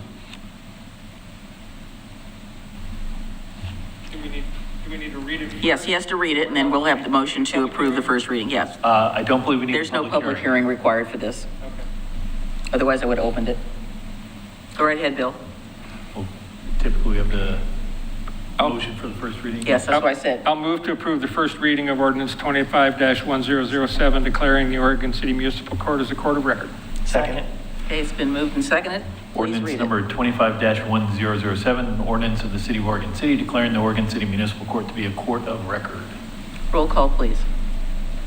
Commissioner Wilson, Aye. Commissioner Smith, Aye. Commissioner Marl, Aye. Commissioner Mitchell, Aye. Mayor Denise McGriff. Aye. Motion passes. So we'll have the second reading at our next commission meeting. All right. All right, moving on, we have the next item is a discussion about changing the name of the council chambers at 625 Center Street and adding a new name for these chambers at 1234 Lynn Avenue. Yes, Mayor and Commissioners. So obviously, as you're well aware, when the commission chambers or commissioners used to hold their meetings, it was at the commission chambers located at City Hall, 625 Center Street. They are obviously now held here at the Libkey building. And they have, there's been some concern voiced that there's been occasional confusion that when people look up where the chambers are, they go to City Hall on accident. There wasn't really a formal process to rename that chambers. So there is a proposal from staff to rename the chambers at City Hall the Mount Hood Room, and then to also get some feedback from you all on how you would like to refer to the chambers here located at Libkey. So there were some commissioners that expressed interest in honoring George Hanlon. He was an OCPD officer who lost his life in the line of duty. by renaming the room the Hanlon Commission Chambers. Again, we're just looking for direction on that this evening. Once you've made your determination, what we can do is make sure that obviously the website, all applicable signage and whatnot reflects these new names. And one thing I wanted to add that was not in the staff report is that Chief Davis had brought up the idea of putting out a plaque for George Hanlon outside near the plaque for Robert Libke as opposed to in the lobby, so that all of that would be located in one spot if you're interested in that. So we're just looking for feedback from you all tonight on that. I'll start with Commissioner Smith. Yeah, I think that the Mount Hood room is fine. Just not Mount Pleasant room. That would be really a bad choice. And I think that because this is the Robert Libke building, I think it makes sense to honor George Hanlon as well. So I'll just leave it at that. But in terms of the signage, there's some easy changes. I mean, the main thing is changing the names of the room helps a little bit, but signage is really important because even if we change it on the website, 90% of people are going to think that Commission Chambers is at City Hall because that's where it is for any city you would go to. So I think that easy fix is the signage on the windows coming into the building. The one on the left as you come into building says on the windows, OC Police Department and Code Enforcement. The one on the other side says Oregon City Municipal Court. It needs to be added and Commission Chambers just to the windows. That's simple. The sign on Lynn Avenue is going to be the problem. I don't know if that's a recreation of the sign or adding it to the bottom or how you do that because I know it's minimal space, but why that wasn't thought about when we moved here, I have no idea. But I think it's important to have it on that signage because people drive by, they need to know that it's not City Hall, and I think that needs to be very clear. Mr. Wilson. Just keeping it short and sweet, I really just agree with Commissioner Smith. I'm fine with the name changes. I think they make sense, and I think some signage directing people, this is where the Commission Chambers are, also makes sense. Mr. Mitchell. I'm fine with Mount Hood room for the one at City Hall. That makes sense. And I agree with what the chief said, that a plaque outside honoring Officer Hanlon would be overdue. Actually, when I first went to Caulfield Neighborhood Association meetings, the chair was a direct descendant of Officer Hanlon. And I don't remember exactly what the relationship was. Anyway, I'm going to throw out another suggestion for this room, which would be Mount Pleasant room, just because of where it is. And there are some people, to the confusion, there are some people in town who still know this was where Mount Pleasant School was. So I'll just throw that out there. Mr. Morrow. I'm fine with the recommendations, and I would just add that I think that the old sign that used to hang above the old Commission Chambers ought to be gifted to Commissioner Smith. I think it's just the cannot letters. There's accept no gifts. sign there. There's no sign there. It's the letters. Perpetual loan instead of a gift? Is that an option? Well, I guess I'm going to be a little contrary. I'm not comfortable with the Mount Hood room. I kind of like renaming it the Willamette Falls room. We are tied to that. You can, if you have some other conference room, this Willamette Falls room, you just change that one. So to the Mount Hood room. Yeah, change it to the Mount Hood room. Isn't it on the side? The Willamette Falls room isn't it where you could actually see Mount Hood? I don't have any problem with changing adding the name of, the Hanlon Commission Chambers or whatever we want to call it.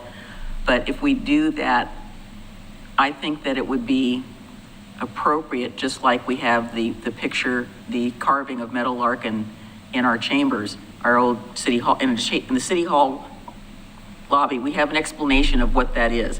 And if we have used that name, there could be something that's framed and typed that says, George Hanlon, blah, blah, blah, blah, blah. Just because people do linger out there. I mean, they're not here to see art, but, you know, something to read. Talk about Officer Lipke. A lot of people have asked me, I know it sounds strange, but we have people in this community, you know, when I say the Lipke Public Service Building, and they look at me and I said, oh, do you not know about this? And, you know, then I have to do the whole story, which is fine. I don't mind talking about it, but, so that's my suggestion. I think if we want to add Mr. Hanlon, Officer Hanlon, I think that's great. And part of that plaque that we were designing is going to tell the story. So just a brief story. But it's going to be outside. Yeah, we could do something inside too, whatever. Just, you know, just Lobby. something in the lobby, which would be great. But I do like your suggestions about adding the white lettering that says this is, you know. Well, if you're going to do something in the lobby, you should do something in the lobby for both offices. That's what I said. It would be both of them. I didn't hear that. I'm Yeah, sorry. I said both of them, so that people, because not everybody will linger out there and look, I mean. Sorry, I didn't hear that. Yeah, I said, yeah, it explains about both of them. To me, I think it's just, you know, it's meaningful, so.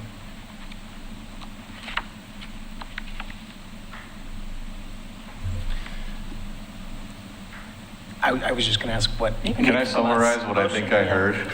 Everybody liked Mount Hood Room but me. Rocky gets the city commission. We nailed that one. He gets the what? Which? The old city commission thing, sign over at the old chambers. So The one above the door on the outside, or these letters? No, I'm joking. Okay, all right. So do you have any place to put those in your apartment? Mount Hood Room down at City Hall. We'll have an outdoor plaque created, and then 2 biographies for both officers in the lobby. And this will be, we'll change the signage as referenced, and then we go in Hanlon Commission Chambers. It's fine. And what about external signage? So we have a sign out on Werner Milne that says police station and blah, blah, blah. We will work on updating all the signs. Yeah. I'm seeing head nods. Everyone's good? Yeah. Okay, that's it. Can I add one more thing about signage? Not about the buildings. Could it have the new city seal added to it? No, we are changing that thing. I'm telling you. I mean, when we get one. We need to change the seal. I'm sorry, that seal is Only if we can hang the flag with it, racist, too. that's all. So could you find out, please, what it would take to get a brown highway sign or a brown sign pointing towards 10th Street that says historic downtown? On 205. No, on 99, on McLaughlin Boulevard in the city. So there's a sign that points to several things, but a lot of people go on 99E and McLaughlin Boulevard and they do not know that there is a downtown. So turning on 10th Street or 14th Street or wherever, what would it take for us to get some signage that's the historic brown sign that's using for his history that says historic downtown Main Street or something to that effect?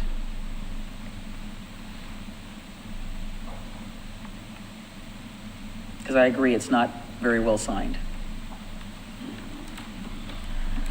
Okay.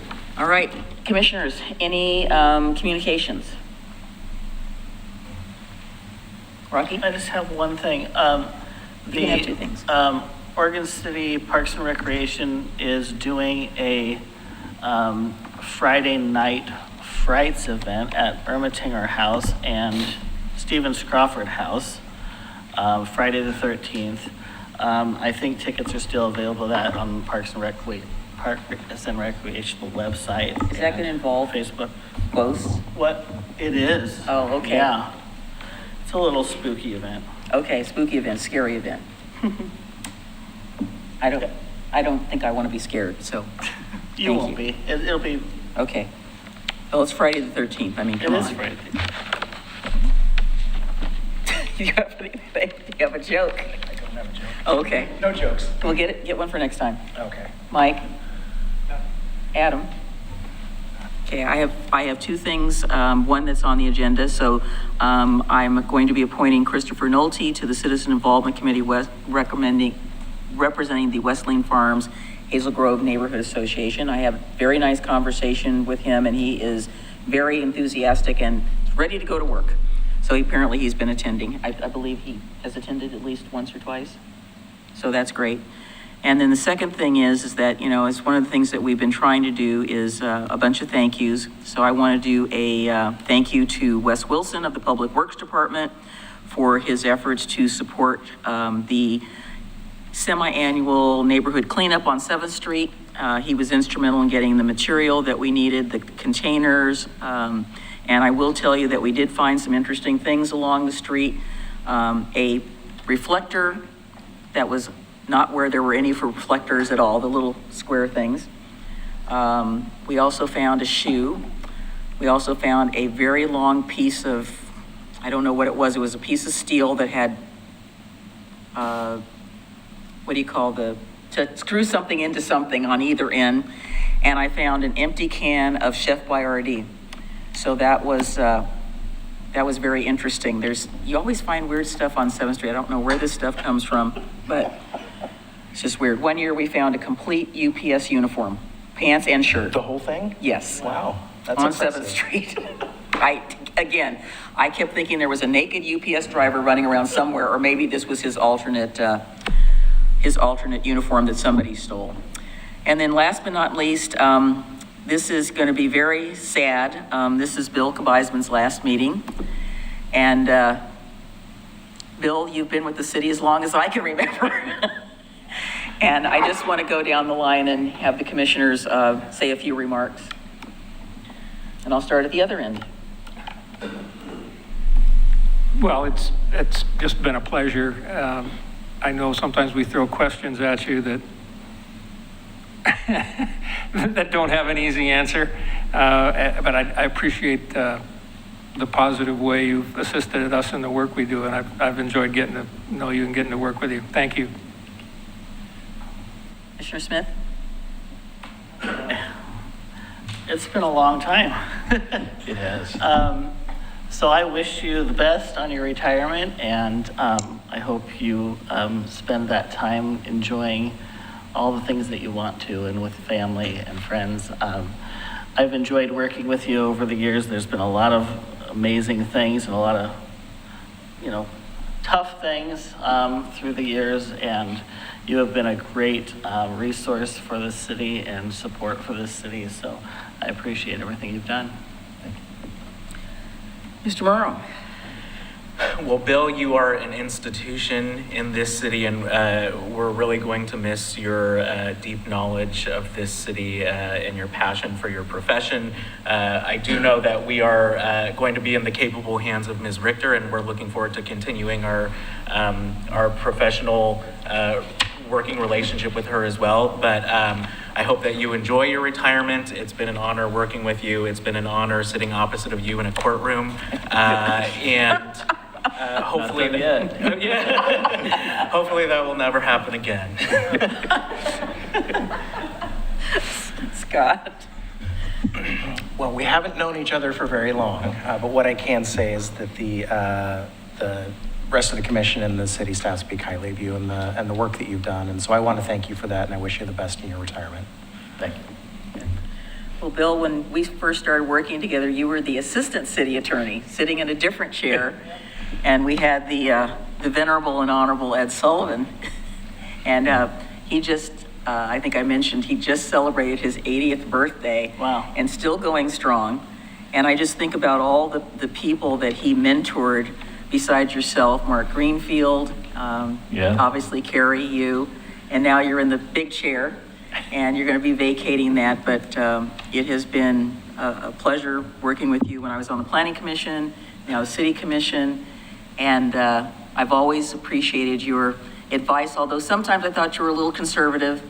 And but that's what you get paid to do. I mean, sometimes it's trying to think outside the proverbial square that we find ourselves in and try to do the best we can. But I know you've always had the interests of the city at heart. I have appreciated that. from the standpoint of, I know that you're not going to steer us wrong. We've had some very bizarre situations that you have been involved in. I won't mention them because those of us who've been here for a while, we know which ones we're talking about. And we've always said, well, we never thought that would happen. But you've always handled it quite well. I think you do get surprised sometimes by some of the weird stuff that has happened, and but you've kind of just plowed in, and you have a cadre of colleagues to help. And I hope that you continue to keep in touch and see what we're up to, and hopefully there won't be any "I told you so"s or anything like that. But I appreciated all of your advice and your counsel and the friendships that we've made over the years, and it's just been an extreme pleasure. And so, what is your short-range plan? Besides cleaning out your office. And that's taken longer than I would like, but thank you for all the kind words. I don't think I'd be comfortable leaving without thinking that you were in capable hands with Ms. Richter and Ms. Ryan, who you may not have met, but she was hired a short while ago, and I think she'll do well as well. But it's been an honor and privilege to work with you and all your predecessors. I was thinking back to when I first came out here and meeting with Charlie Leeson and Gene Elliott and some of the characters that have gone on through the years. And Oregon City will always have a special place in my heart because it really was. So, it was a through line throughout my career as an attorney, and I've been privileged to serve for 27 years, I think, working with Oregon City. And I just want to say thanks. And I guess you're asking short term, we're heading off to Italy for a month or so in mid-June, and we'll see what happens after that. So, enjoy your time with continuing to make your way through and keep moving forward. It's a big ship to turn, but it's amazing to see the changes that have occurred, and it's thanks to you guys who do the heavy lifting. Yeah, we're going to miss you. Won't be the same. We'll miss you too. I'll stop by maybe now and again. Maybe I can sit over there at citizen comments and yell at you a little bit. Well, you do know the way. I do, yeah. You won't get lost at all. So, thank you very much. Anyway, I thank really you so appreciate much. We really appreciate you, and we'll make, endeavor to keep in touch. So. Indeed. Gentlemen, is there any further business? Okay, I will move that we adjourn.